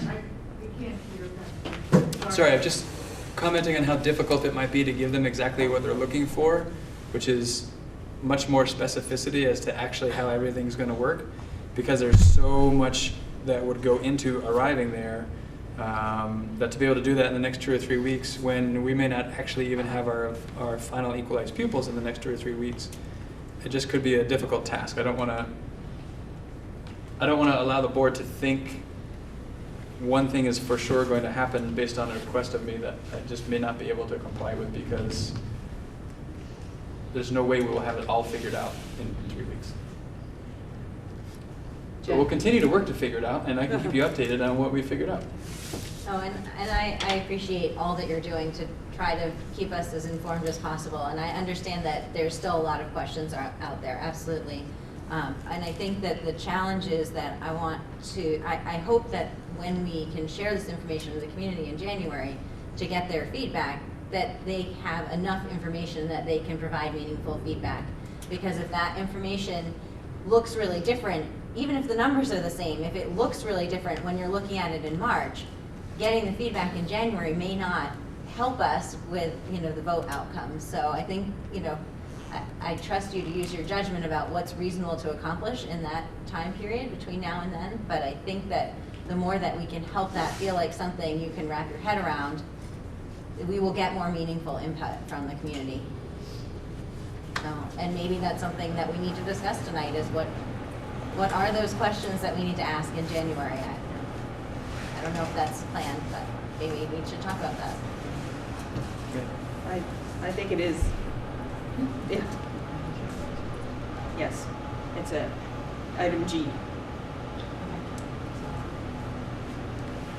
Megan. Last question, as we're talking about how difficult, so at what point, I guess, moving forward with the budget, would we have an idea of this is where the impacts are going to be? These are where the positions are going to come from, this is where the new positions are going to land? Like, would it be, you know, at the end of the fiscal year as we are looking to move into, when we really pool the resources? I mean, are we looking at kind of not knowing that answer totally for several months, or? Late August, we'll know. So several months.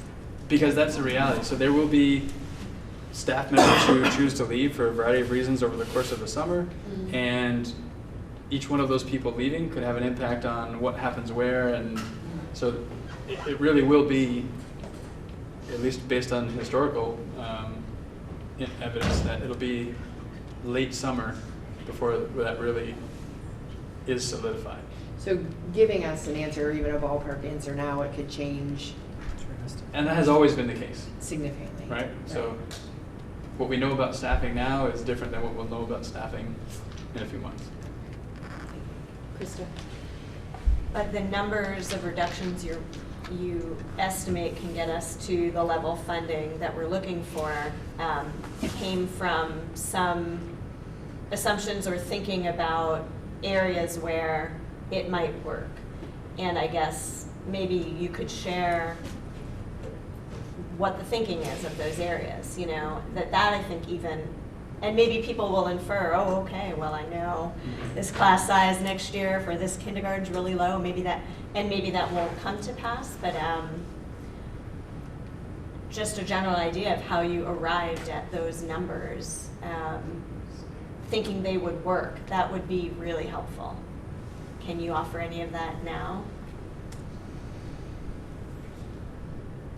Not at the moment. I think there's some further thinking about how to articulate that rather than just doing it on the spot right now.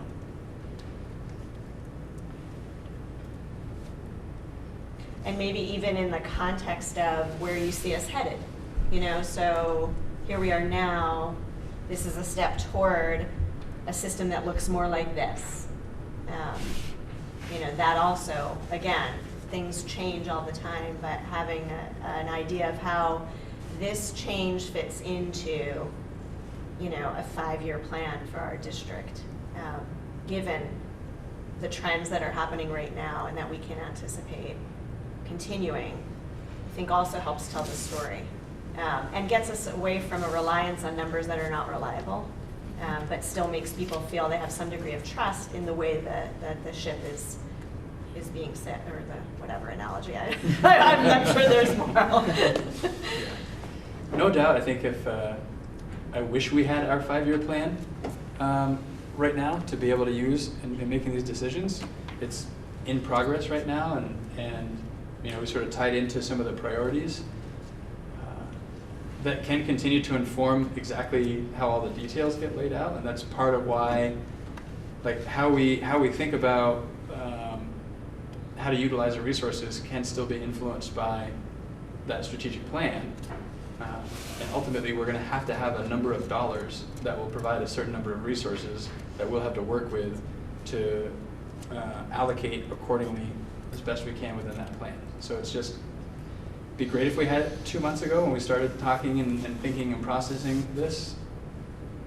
In reality, it'll be a couple more months before we have it, and you will have adopted a budget before that process is done. Yeah, but I think I get what you're looking for, and I'll just have to work to see how close to being able to provide that I can come.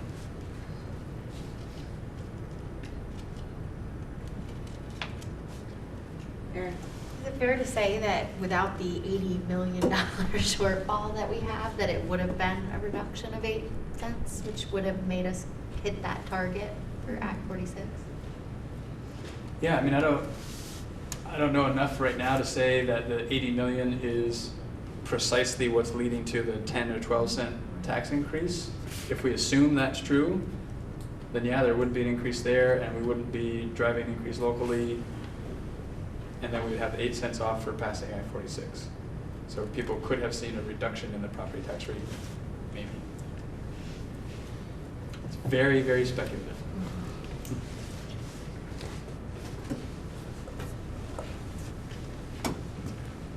Jen? I move that we direct the superintendent to present this same budget presentation information at the January community forum. And I'm not sure if I used the words the way, my intention is that should there be new information that influences the numbers, but that we're not setting a different target. So I need to phrase my motion I think differently. you do, because That you present a budget working with the same target as previously established. Is that better? yes. Shauna, are you okay? Did you get my?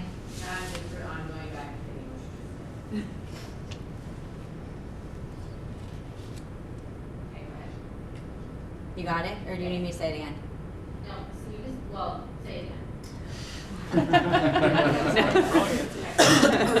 I think I said I move that we direct the superintendent to present a budget in line with the previously established target at the January community forum.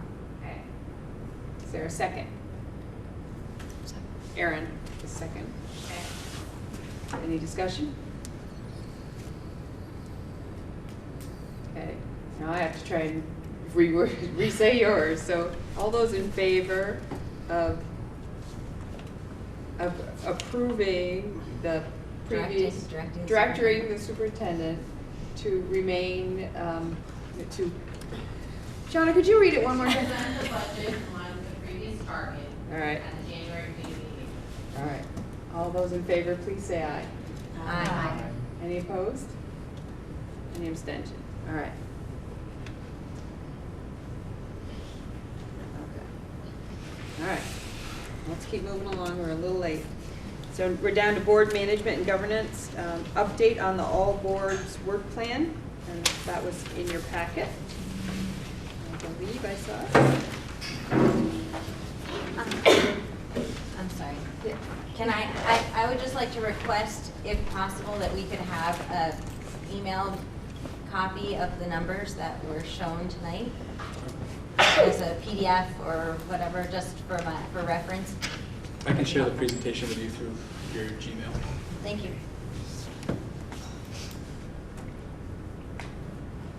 right. So the all boards work plan.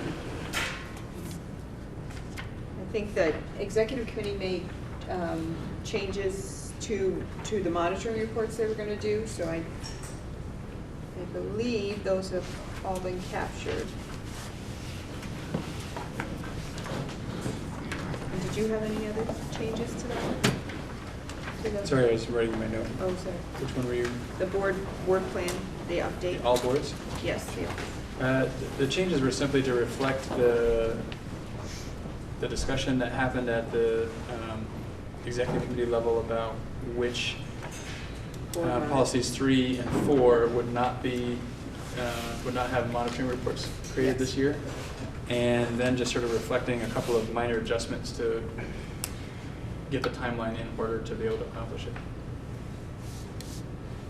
So the plan originally for the interpretations had been to do them all, but the executive committee looked at them and said, okay, it doesn't make sense for us to try to do them all. Here's the ones we're going to do, and then Patrick worked them the time allowed for and I think for the ones that are new, just interpretations, that's all. They'll present interpretations, and if it was one that a report was previously written, they'll update that and send that along. So.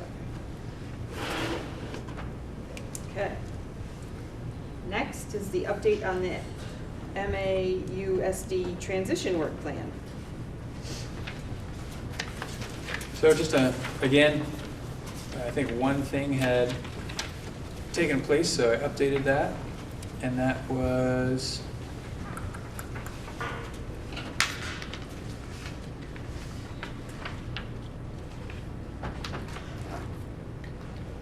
developing a budget building process, I think might have been the item that was checked off.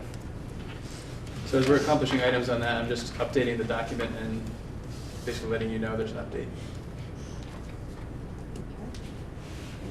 All right, keep moving along. Our next item is discussion on community, first thing, Community Engagement Committee update. That was in your packet. Any questions?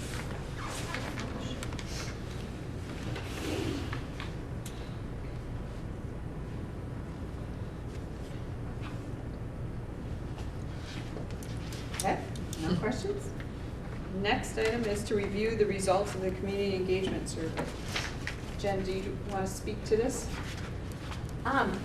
Just in a very limited way. So we launched the survey on December 7th. We waited until the Mausd renovation survey was complete. We have only sent out one kind of burst of communications about that, so we are planning to probably announce it again. So what you're seeing are preliminary results as of last week, but we wanted to present what we had received so far. We expect to present them more fully, probably likely in January. At this point, we presented them more in case it influenced folks' opinions about thinking about January. And so you can see for each question, you can see the question, and then the chart is a little bit hard to read, but you can see the answer choices down below with the percentage, and then if you cross-list them, you can figure out what those bars are on the chart.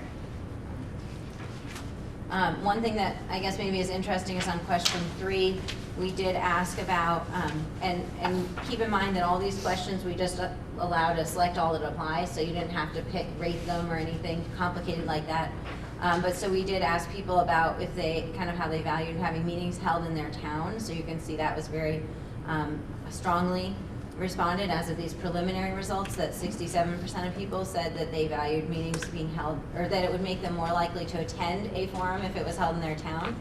And then our attempt to kind of get the opposite was meetings that include people from across the unified community, because often meetings in your town would probably predominantly have people from your own town, although surely we didn't need to limit that. But that also was highly rated, so it's an interesting, that's sometimes what happens when you don't force people to choose between options. But we really wanted to just see what kind of responses we got. We did also ask about childcare being provided, food, and having things on the weekend, which I would say generally was not a popular idea. So, but we just were trying to get out there because, tonight notwithstanding, we generally don't have much participation at these meetings, and so just trying to think about, was there something different that we could do that might help to reach more people? So at this point, I don't know that there's anything conclusive we can take from the survey as we think about planning our January forum. And maybe I'll wait till we get to that topic, but my thought is that we will want to think about where that forum, and I think it is not a forum with an S at the end, but where that forum is happening. And if that we continue to have the forum in one central location, in what way can we try to be engaging community in different towns as well? You guys want to say anything else? I think you covered it. All right, anybody have questions for them? All right. The next item was to discuss the board book group, but with so many members absent, I don't think there's any point in making a plan because we may still have people without books. So is there anybody here who doesn't have a book? You don't have a book? All right. So hang on to it and we'll figure out how much. We have a couple.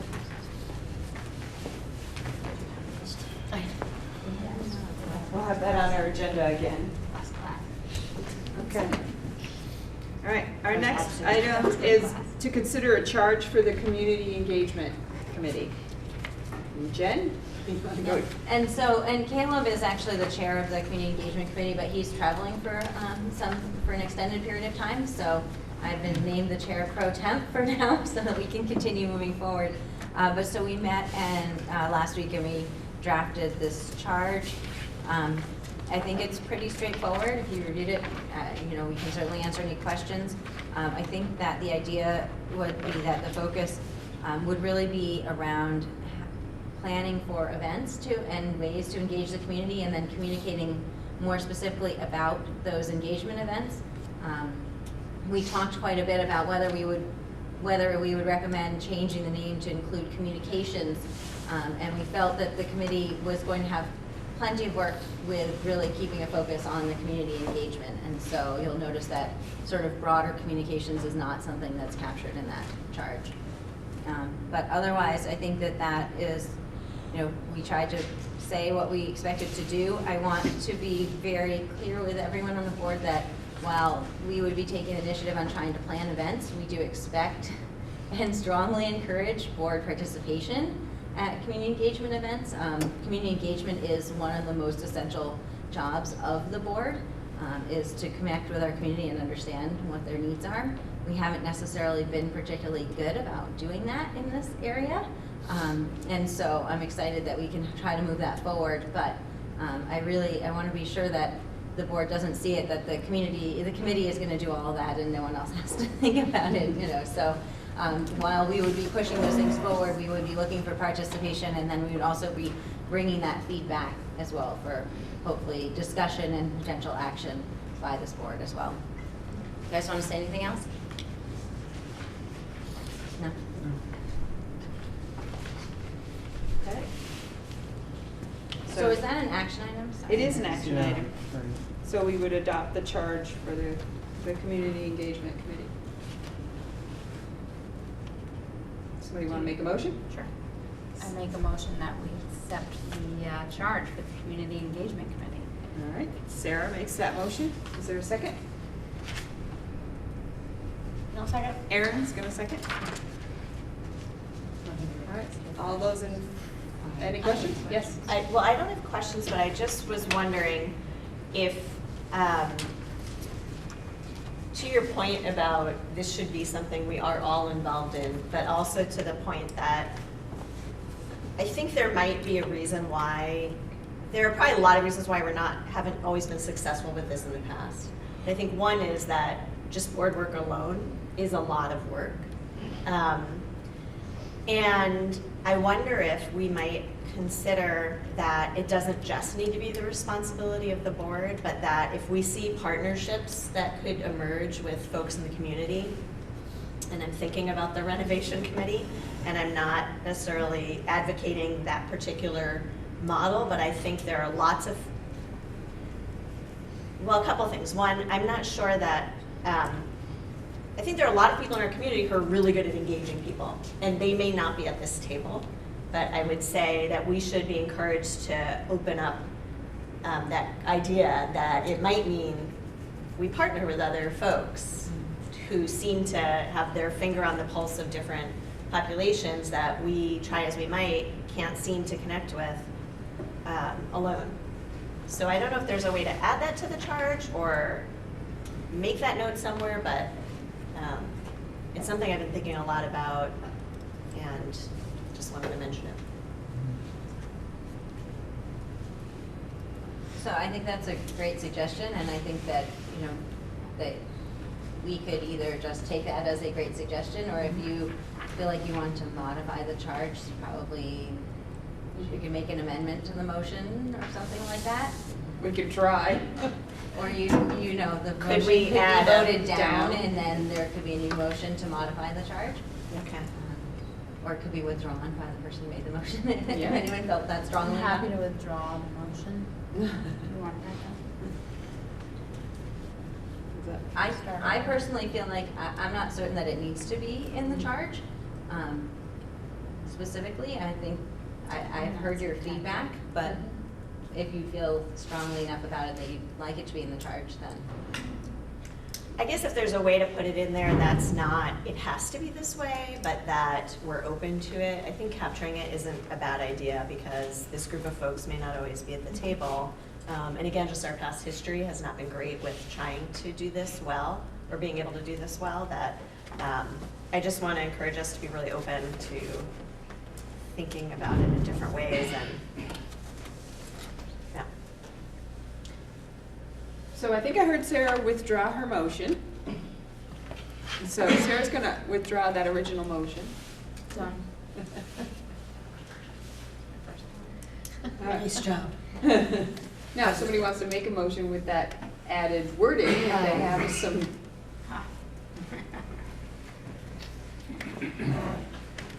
I wonder if we might want to discuss what the wording is before it appears in a motion.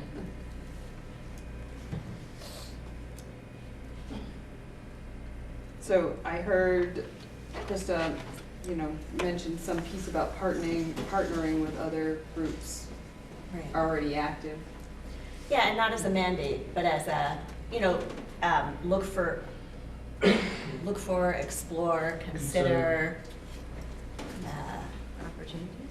Yeah, exactly. Opportunities to partner So with existing. if you're feeling hemmed in, I don't want that, that's not the goal, but I don't want it. Right. So then I think maybe the suggestion of an added bullet would be something like consider opportunities to partner with other community members to further community engagement or something like that. Oh, that's perfect.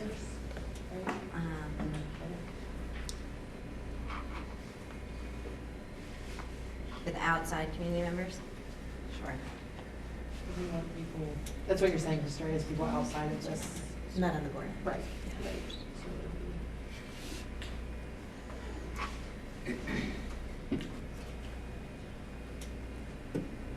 So consider opportunities to partner with outside community members to further community engagement.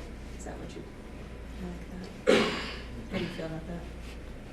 How do you feel? I think it's fine, and it may be that ends up influencing the makeup of the committee. That would be another option, that you can have non-board members on board committees. Mm-hmm.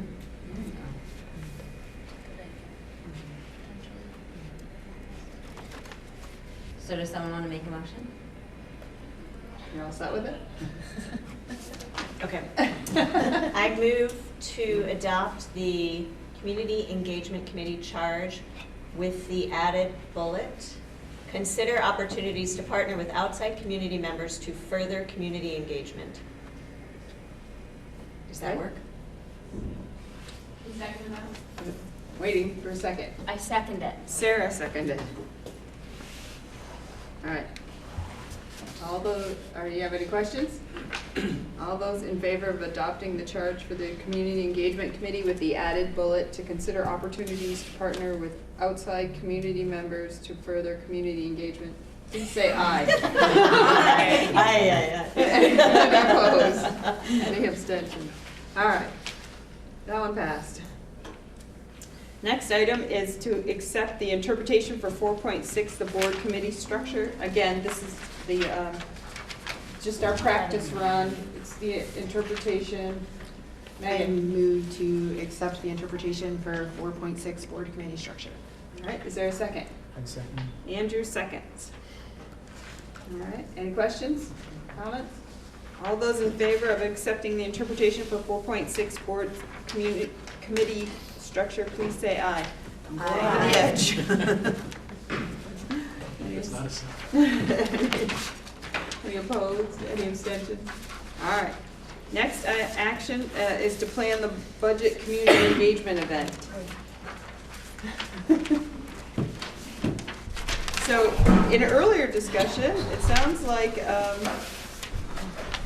there was some discussion around more of a narrative than to add to the presentation that was tonight, that we were given tonight. Is that correct? Is that, you thought about it a little bit? Jen? So I think that the first question that I have, and I know we talked about this a little bit within the Community Engagement Committee last week, but it's unclear to me whether this forum in January would follow a similar presentation format as last year, with the superintendent presenting information as he did tonight, or whether the idea is that the board would be presenting information like we saw tonight. So I think that maybe, to me anyway, is the first thing that we need to establish is who's standing up and talking about it. And I have thoughts. I have thoughts too. Yeah, and so my thoughts are that I don't feel like I have enough knowledge of what's being presented to feel particularly comfortable talking about it. So, you know, my feeling is that if the superintendent were willing to be the one standing up and talking about it, that, you know, that would probably be the most coherent way to explain it at this point in time. But I'm not, I felt like I had heard at a past meeting that maybe the superintendent was recommending a different approach for the January meeting, so. No, it's a tricky thing, because I think, you know, ultimately, it is the board's budget. You set the budget, I meet the budget target. And so there's definitely sort of a relationship there. But ultimately, it's not my budget that goes to the communities.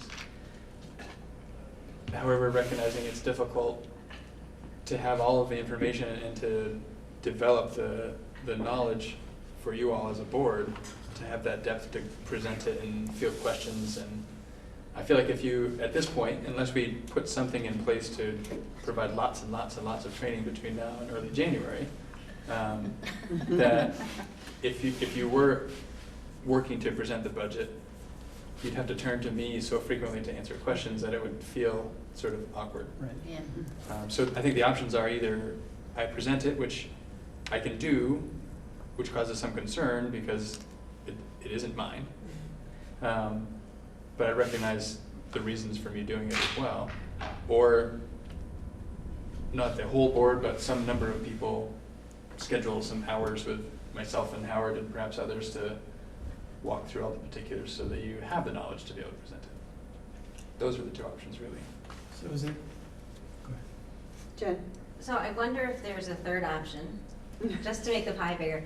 Now, I wonder if there's a third option where it's a shared presentation, where perhaps a board member could open things up, talk about setting the target, and then and you realize you're not in the nitty-gritty details, but the level of detail that you shared tonight would be something that you could present, so that we were kind of opening it as it is the board's budget, and I don't know, I guess there would have to be some discussion of, you know, some of the context slides and who would talk about those. Mm-hmm. But maybe there's a way that we could do that without having to do all that studying, because I mean, I have done that for March, and it takes a long time to get familiar enough to feel like you can stand up and represent the budget, and I feel like that's moving away from the direction that we're taking from a board to spend that much time understanding the nitty-gritty details of the budget.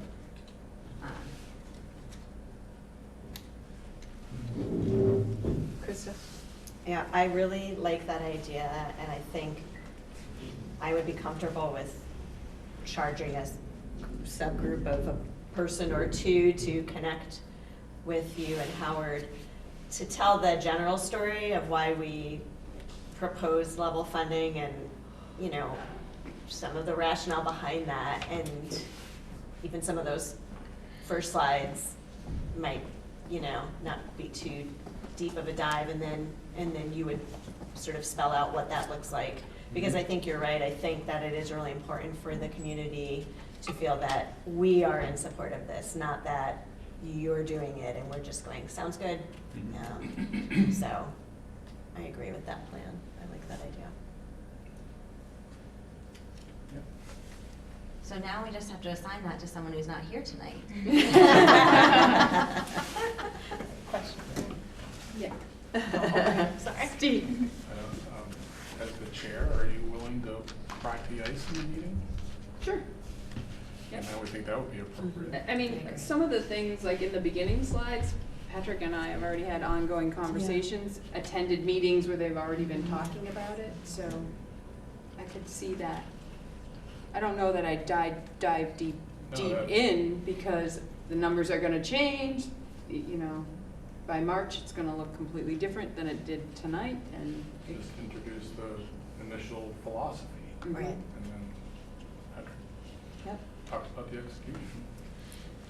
And even in preparation for tonight, it's hard to know how deep do you go, knowing that you still have so many moving targets, and every detail you share that is what you know now that could change, feels like it's a done deal, like it's a difficult line to walk. Out of curiosity, like tonight, we had a group of people come. Do you expect that if you call it a community engagement instead of a board meeting, that you get a different set of people, or are you gonna have the same people seeing the same presentation? I'm just, like, I haven't done this a lot. so Well, I'm I think you curious get what we picture. the same, you get the same people that come, but my Yeah. thought was that we should all be sending a personal note to, Okay. 10 or 15 people saying, hey, I think we have to do some outreach that, Okay. rather than relying on the people that sat here at the meeting to Right. carry the message out. I think if we, know a dozen people and send them out a message and say, please come, here's the time, here's where we are, we'd love to have you there. That's another place to start. Have we set a location? Are we meeting here? So we have a date, so from the doodle poll, January 3rd at 6:30 was the date that worked. At least worked best. I'm sure it didn't work for everyone. It's a rare thing that the doodle poll says something concrete like that. 6:30? Yep, January 3rd at 6:30. We've not identified a location.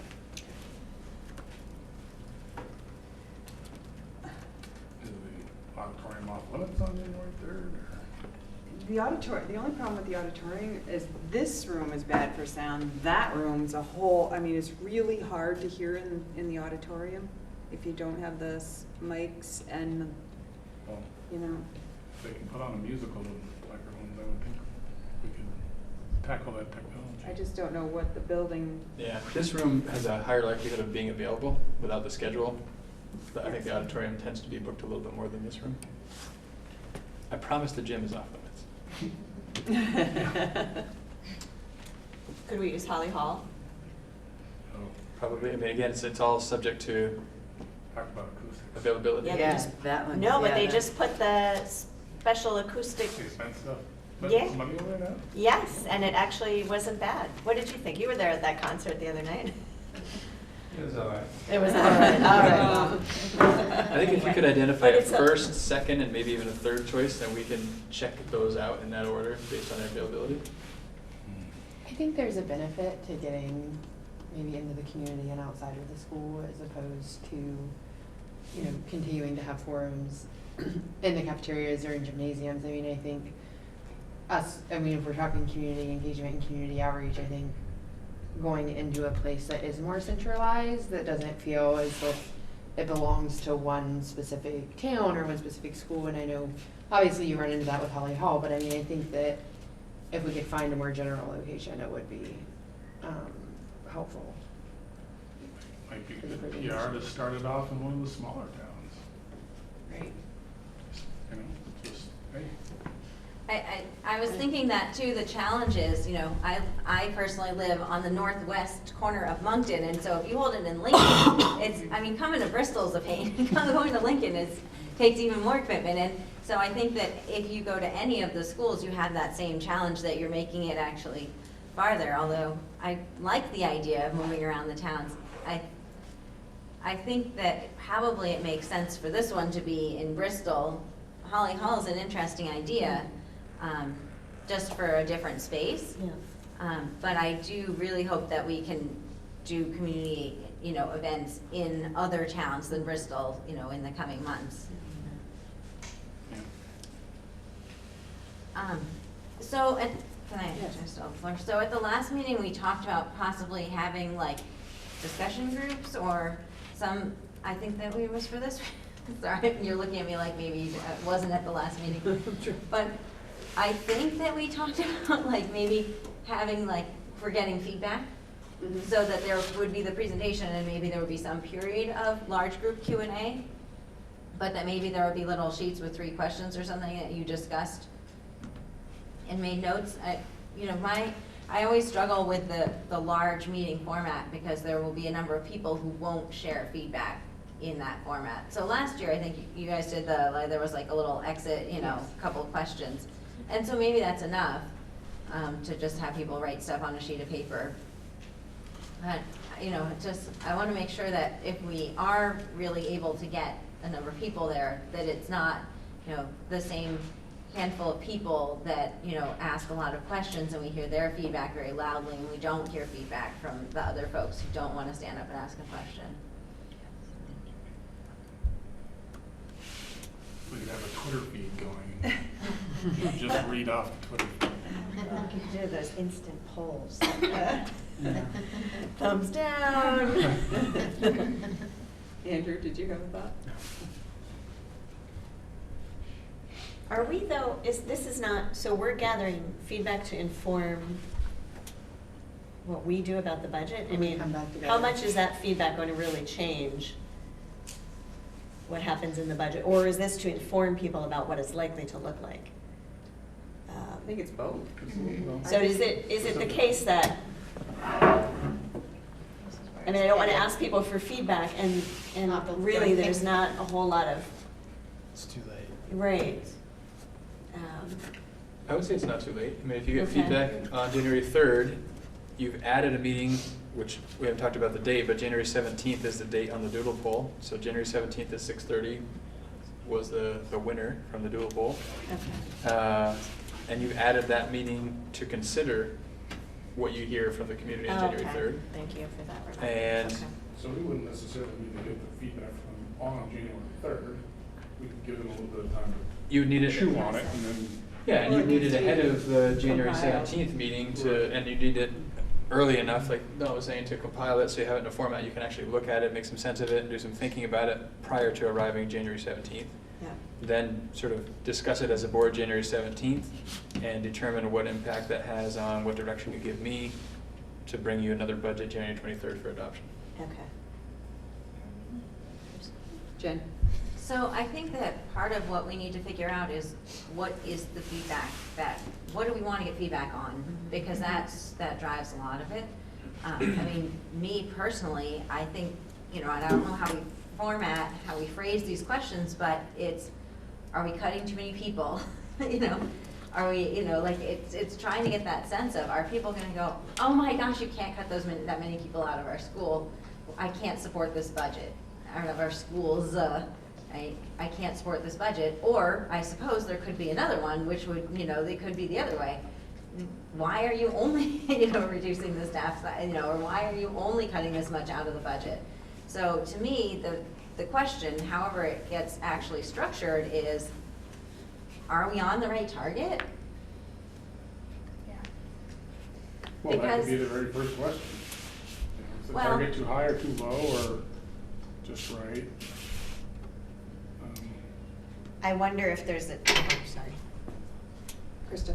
Is there a danger in asking too specific a question that we would possibly have to respond directly to versus something like, based on the information you learned tonight, is this a budget you would or would not support? If no, why not? Because if, what if we get 30 cards that say, that's too many people, but we can't figure out how to level fund without doing that, then we're sort of, Well, now we know what our PR is. Well, one of the things you might discover is maybe you don't want the whole fund. That's the whole discussion, really, is. I think part of the trick too so let's say we have 30 people that show up and you engage in great conversation with them and you get a lot of information from that 30 people. Well, there's somewhat 9,000 other voters that aren't represented, and so they're going to have equal vote when the time comes to the poll. So it's important that you either feel like you have a really good sort of cross section of the community representing all the perspectives, or you take that information and seek broader perspective to utilize that information to make your decision. But the idea is make sure that you're hearing the will of the electorate, not the will of a tiny fraction. Like there tends to be something that motivates people to show up to an event. Whether that's a for or against, or you get a mix, hard to know. But the people who don't show up and don't engage also have a voice and is a harder voice to get, but an important one to think about how to get. And that was the case years ago when the Mount A budget repeatedly went down. The people at the meeting were saying, don't make the cuts so deep, they're too deep, they're too deep. And then we sent a survey out, and the survey was the other way, was that you can't add any more to our taxes. We can't, it's too much, so. Andrew. So does it make sense maybe to synthesize what we hear from this January 3rd meeting and then put that out into a poll that goes out to people and say, this is what we heard from folks who showed, who were there, and yes or no, please elaborate, any ideas? And we could figure the questions out for that, but with a short window so that we could use that data again before the next meeting. You could even put that particular poll, a similar poll out before the meeting and say, this is going to be discussed in more detail at the meeting if you'd like to come. And then allow people to either come to that meeting before they make their poll decision. And at the engagement meeting, you could say, thanks for coming, here's the poll address, join in. Mm-hmm. That way people can either choose to come. It might be a prompt to get people to come to the meeting as well. Right, that's what I was gonna say. I think it's challenging to send out a survey after the fact when information that some people in the community aren't gonna have any idea what the context of it is. They're just going to look at the numbers and be like, whoa, that's a lot, but I think without the context and the explanations and listening to the discussion and being a part of the discussion, you might just read that on a piece of paper and be like, no way, that's too many cuts, or there's not enough cuts. And I think that sending it in advance and getting people in, You give them an opportunity.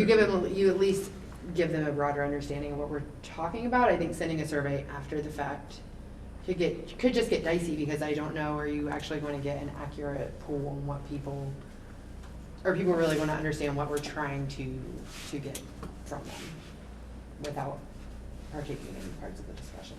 Well, And maybe so, I just we said. may not have any more clarity about your picture that you're asking for tonight until that meeting as well, right? So that might be an opportunity in the poll to say, hey, there's going to be more detail at the meeting if you want to come. Jen? I think that also, as we're imagining all these possibilities, we should keep in mind that January 3rd is 2 weeks away, and those 2 weeks include Christmas vacation. So we may need to factor that into, the availability of people to, put things together, and the availability of people in the community to digest any information we might share. I mean, honestly, even reaching out and trying to get people to come to something that's on January 3rd, is going to be a bit of a, something to take on in that, in that holiday period, because I don't know about you, but I think most everyone is kind of focused on getting through the holidays at this point, so. Fireworks. So, I think we struggled with this question a lot within the Act 46 committee when we were trying to get community input. It's really hard to figure out what you can ask the community, that you have enough information that they can be able to give you meaningful input that you can then act on. And so then it goes back to the question of what is the goal of this meeting on January 3rd? Is it to inform, or is it to get input? Because if it's to inform, I mean, that's good. Informing is good, and getting information out ahead, getting it out several times is good. I mean, we could get reactions, but I think that if we're going to sit here in January 17th and say, well, we only heard from 30 people, so it's not representative, so we're not going to do anything with the feedback, then we probably shouldn't spend a whole lot of effort structuring what feedback we're going to try to get,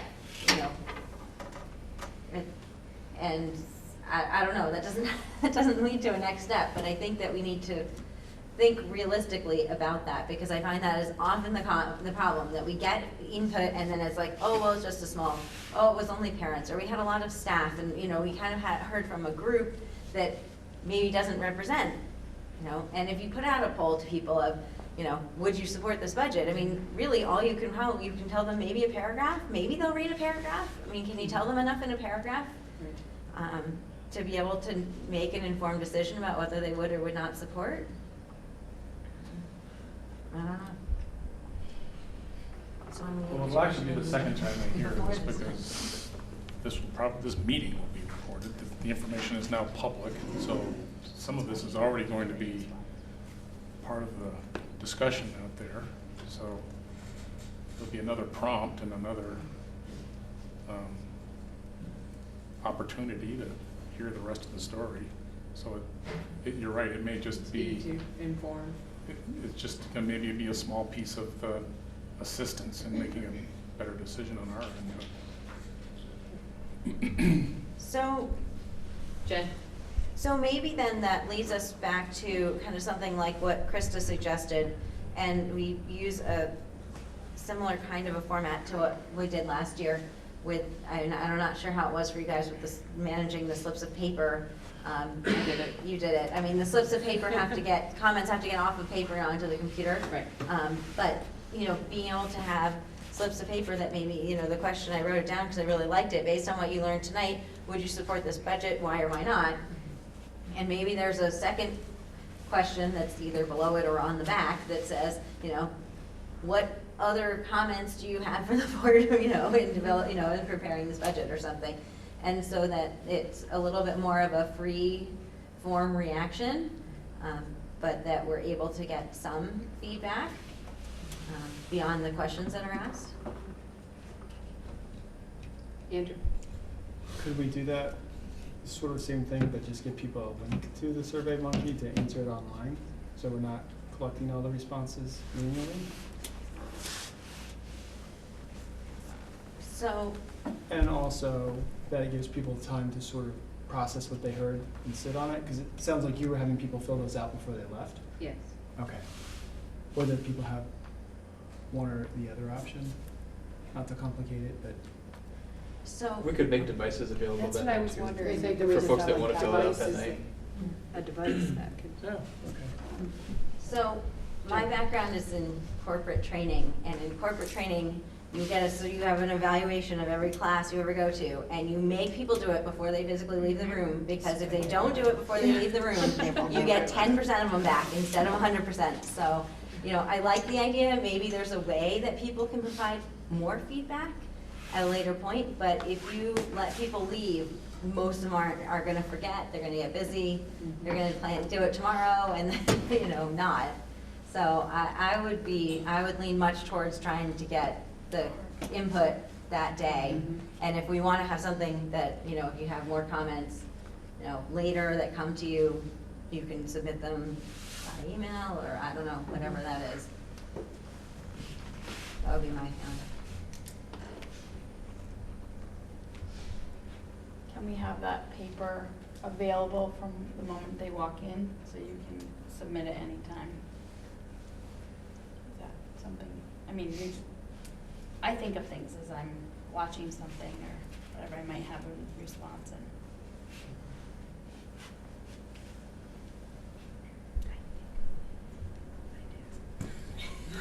I do think, Jen? I do think that it would be valuable in the introductory part, when you're talking, I think it would be very helpful if you would set out, we're going, at the end of the meeting tonight, we're going to be asking you to respond to these questions. The board's looking for your input on these questions, you know, whatever that phrasing looks like, but so that people know that the questions are coming, so that they can be kind of thinking about them as the presentation happens. And also then, I think that is a nice setting up that those questions are coming from the board, the board's questions. Can you send me that one you wrote? Yeah. Just because I can't remember it all right this second. And I have got so many sticky notes here that I am not going to be able to make sense of them all.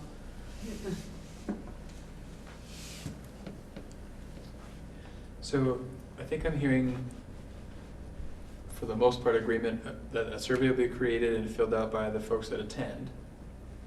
I'm a little less clear if the same survey or a similar survey would go out electronically before or after the community forum. I can see you know, if we don't get a good turnout on the 3rd, is there a way to post the link to the presentation with those same survey questions? Do you know what I'm saying? That's what I mean from Neat TV, you know, so if we don't get a good turnout and we feel like we need more input, I mean, and maybe even if we don't, we send out Front Porch Forum or whatever to say, you know, here's the meeting that we had, here's the link to Neat TV, here's the link to the survey, please, if you'd like to contribute your thoughts, please do so. Well, I would push that board members really nail down those 10 to 12 people, get them to commit to coming. I mean, that's what, Yeah. years ago when we started this, and It works. And you works. just don't let somebody go without a yes Yeah. kind of thing. Yeah, And if you don't get it, you just keep calling till you get your quota of yeses. Because that made a difference. People who wouldn't normally show up at a meeting came because they were asked to come.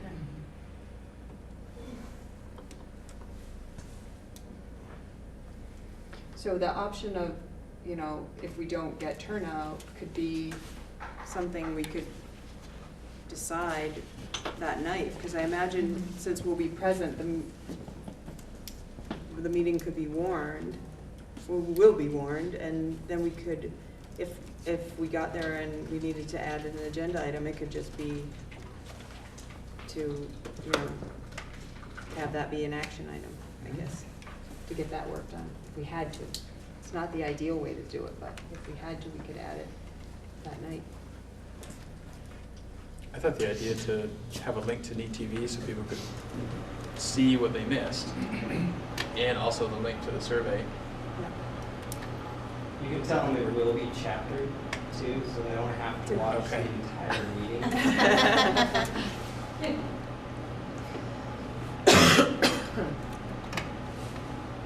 Sean, do you know, is it now possible to link directly to a Neat TV video? Because I think for a while you couldn't do that, so you Yeah, can do that now? with the URL, yeah, you should be able to do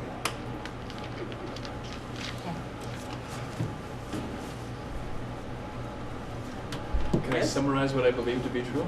And this might inform a motion of some sort? So I think Oh, yeah. January 3rd at 6:30 is happening. I think it's going to be co-presented by board and superintendent, and I think that specifically means that you and I, Don. Yep. Which means we'll get together prior to that. Okay. There will be a survey created. I'm a little unclear as to who's creating the survey, but that survey that will be created is going to be filled out by both participants and perhaps, or maybe definitely, I'm not sure that's decided yet, a link to Neat TV and the survey would follow the January 3rd meeting as well, with folks being informed that January 17th this information is going to be reviewed. But it's really less of a survey than that one question, right? Yeah, I think it is. So I think we can probably even Is it the just one question? It is. on with that question, I think- print it out on cards, or even give people, I don't know what you recommend with the, Jen. but whatever easiest way it is to get that one question conveyed.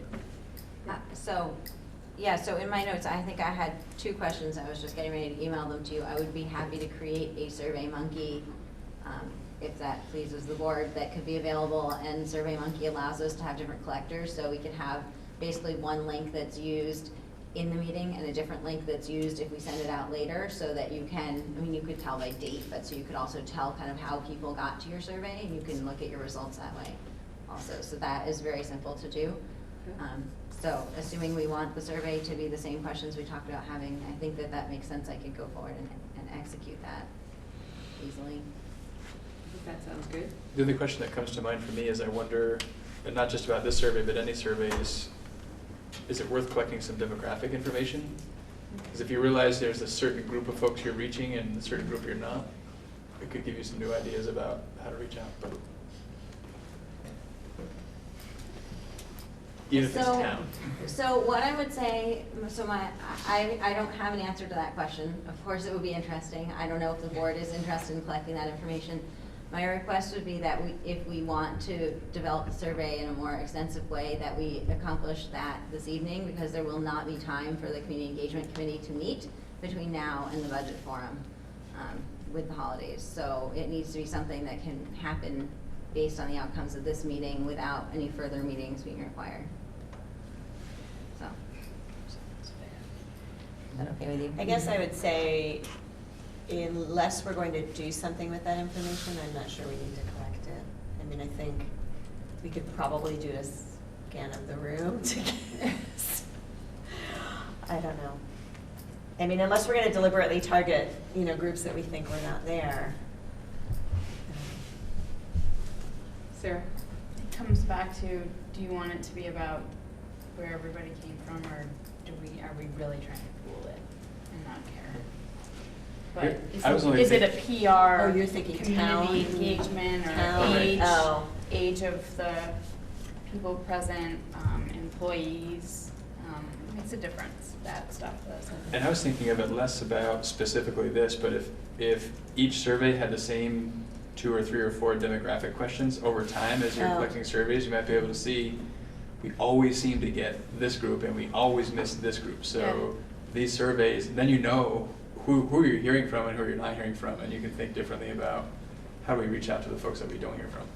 So if you find these online surveys, you're reaching 100% of the respondents every time are 50 years old and younger. Well, there's a significant population of folks you're not hearing information from ever, and you may need to think differently about how to reach that group.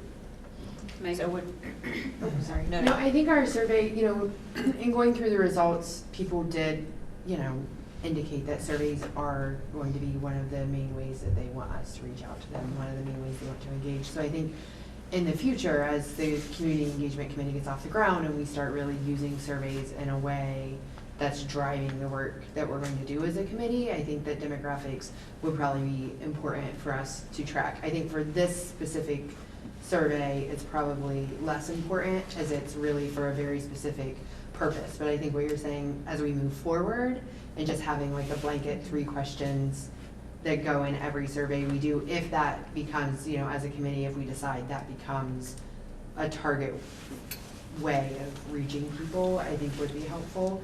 I just wonder that, is it not just one additional step? I think our last survey, we had 200 respondents. And so when you break that up across towns, like your demographics are not going to give you a ton. I mean, over time, like you were saying, over time it would, but I think for this one individual survey, I don't think it would be. I think it would just be an additional step for people to have to go through. That's just my input.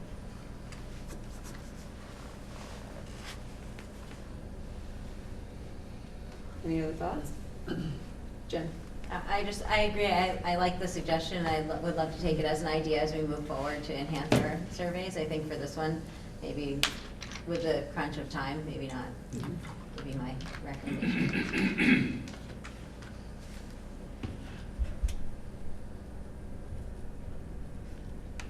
Are we ready to make a Are you ready? I'm waiting to see if anybody's having thoughts.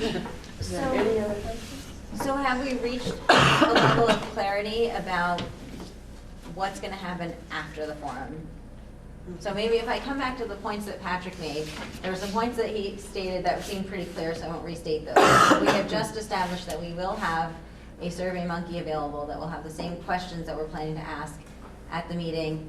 I trust you to figure out if people are going to do it by devices being available at the meeting, or if they're going to do it on paper, and then however that works. I will provide the Survey Monkey, but there was the suggestion, like, if we wanted to, afterwards, we could have a link to the Neat TV and the Survey Monkey. So do we need to decide now if we're going to do that? Because we won't be making decisions like that on January 3rd as a board, I don't think. We could just do it. We can just go, plan that after the meeting, we'll the send that out. community forum, that a link to Neat TV and the survey will be sent out. With a notice saying we're gonna discuss at the 17th, right? We're gonna. No, is that? Well, it's more, we're gathering input for the 17th, right. Jen. And so who's going to be responsible for that communications piece about the collecting input about the budget. So drafting whatever that is, getting it posted and announced.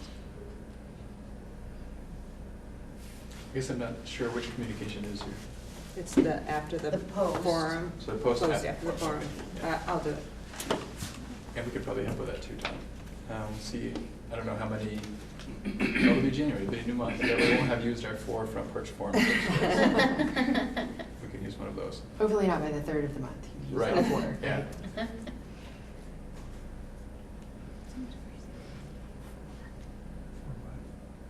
If you're a business, you're only allowed 4 posts on front porch forums a month. Alright.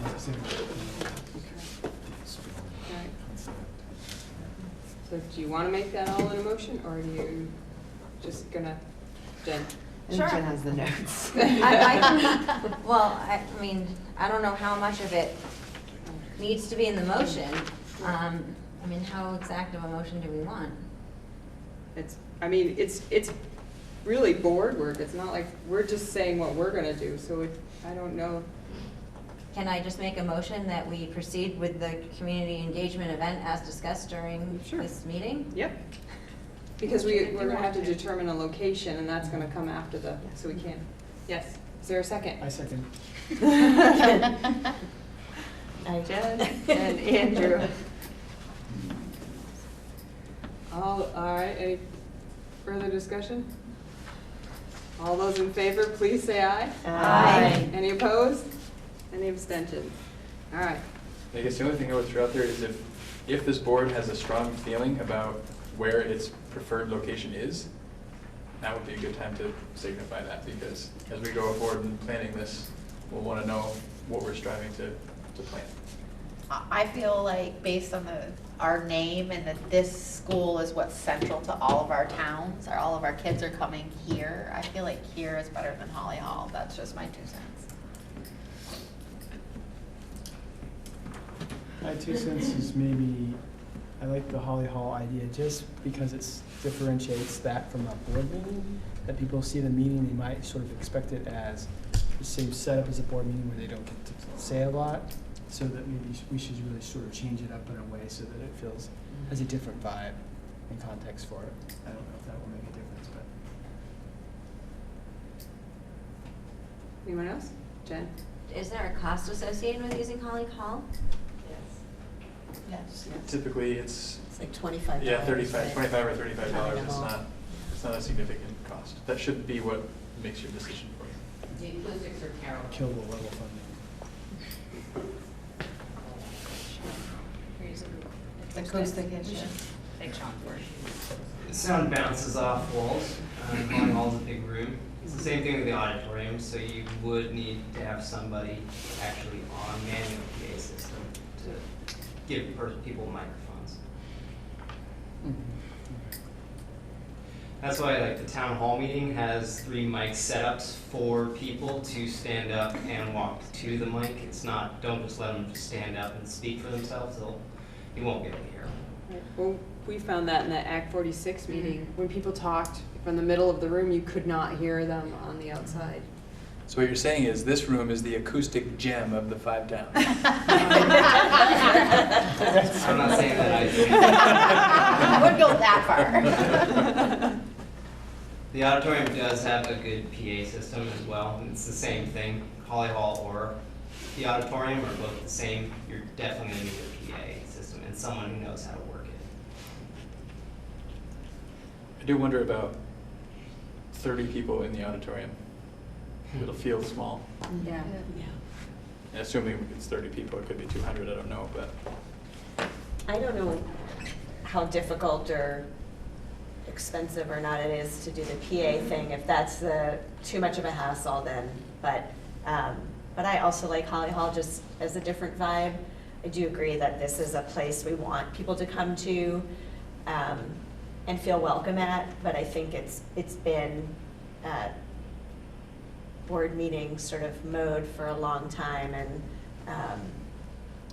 I don't know. Holly Hall can be, the acoustics may not be great, but it's just got a little more cozy, kind of different feeling than at least the fluorescence and the.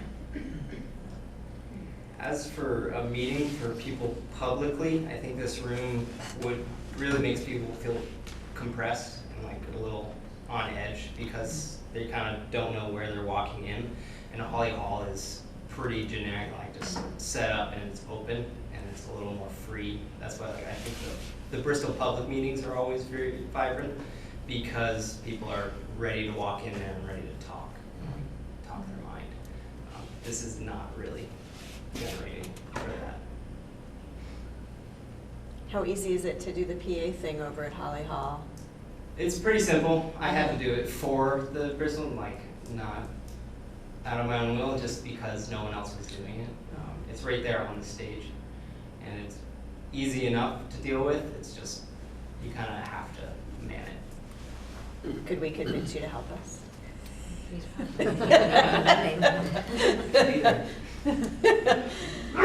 Megan? That was actually my question, is how difficult is it to man? And then I think just, you know, my earlier statement is I think if we're really wanting to utilize community engagement, we have to kind of get out of our comfort zone of always being in one of these like kind of two spots and really make an effort to, I think, go out and meet people where they're more comfortable and I think if we could do Holly Hall, I think that'd be great. So option A, Holly Hall. That's And if number that's one. scheduled already Okay. for something, then option B is here in this room. I wonder if Bristol Elementary should be on the option list. I don't know space-wise how it fits. I mean, it's still. That's where we did it last year, so Yep. would you like that as option B or option C?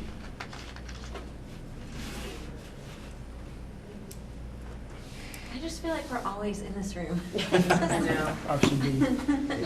I say option B. Yeah, I say option B. Okay. You don't need a PA system, right? I mean, the cafeteria is small. Well, it's small, but it's noisy. Is it? It's noisy. Echoey? Yeah. We're Things comparable are to this running room though, I imagine. in the right? kitchen and The lower ceiling makes it a lot easier for Okay. voices to project. Yep. When it's higher, it goes off. all right, so Okay. I think we have everything set for that. We are not in need of an executive session tonight. Is there any public comment? Yes, in the back. Hi. I just wanted to say that I really feel like when you're looking at the budget and sort of projecting this information to the community, to not mention the Mausd bond project would be very, I feel like we kind of have to include that because I've read a lot of the comments on the Facebook page and all of the things that are going on out there, and a lot of it is about sort of being responsible fiscally. So I feel like this information we need to kind of put them together. And the other thing is I just feel like if the administration is confident in what they're putting forward, I feel like that kind of makes everybody feel better about it. And not just the administration, but the board as well. If you can be confident in your administration that what they're telling you is real and legit and kind of pass that on to your people, I think we're all comfortable with that. So I just feel like, you know, confidence, move forward, you know, and the public will follow. So those are my 2 cents. Shauna, were you saying don't talk about the bond vote? No, I said do. Oh, do. Oh, okay. It's big. It's fresh and it's hot right now, so, you know, I think we have to talk about all of it. Yeah.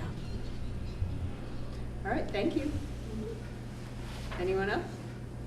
A couple of things, one of which was, thanks for taking the questions and the time, you know, making that time and taking the risk of you know, somebody saying something. I mean, I really think that you can still control the meeting and make that happen, so I really applaud you for taking the time to allow that to happen.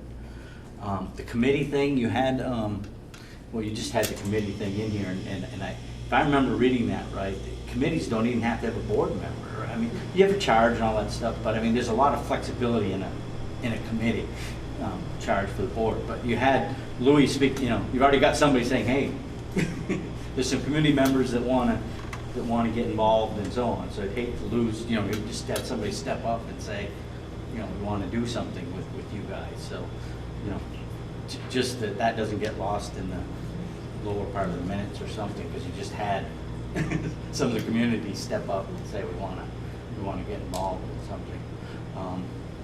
And the budget thing, I think, is going to be a tough, you know, tonight, I mean, I've heard a lot in the last couple of weeks just from various places, but tonight first hitting, and I think that is, for me at least, it would be not being able to necessarily express myself at the meeting that you have, that I do think it's going to be important to have some way to follow up, you know, even for the people that go there, just because it's a lot, it's going to be a lot, and to get that message across is not going to happen in a meeting.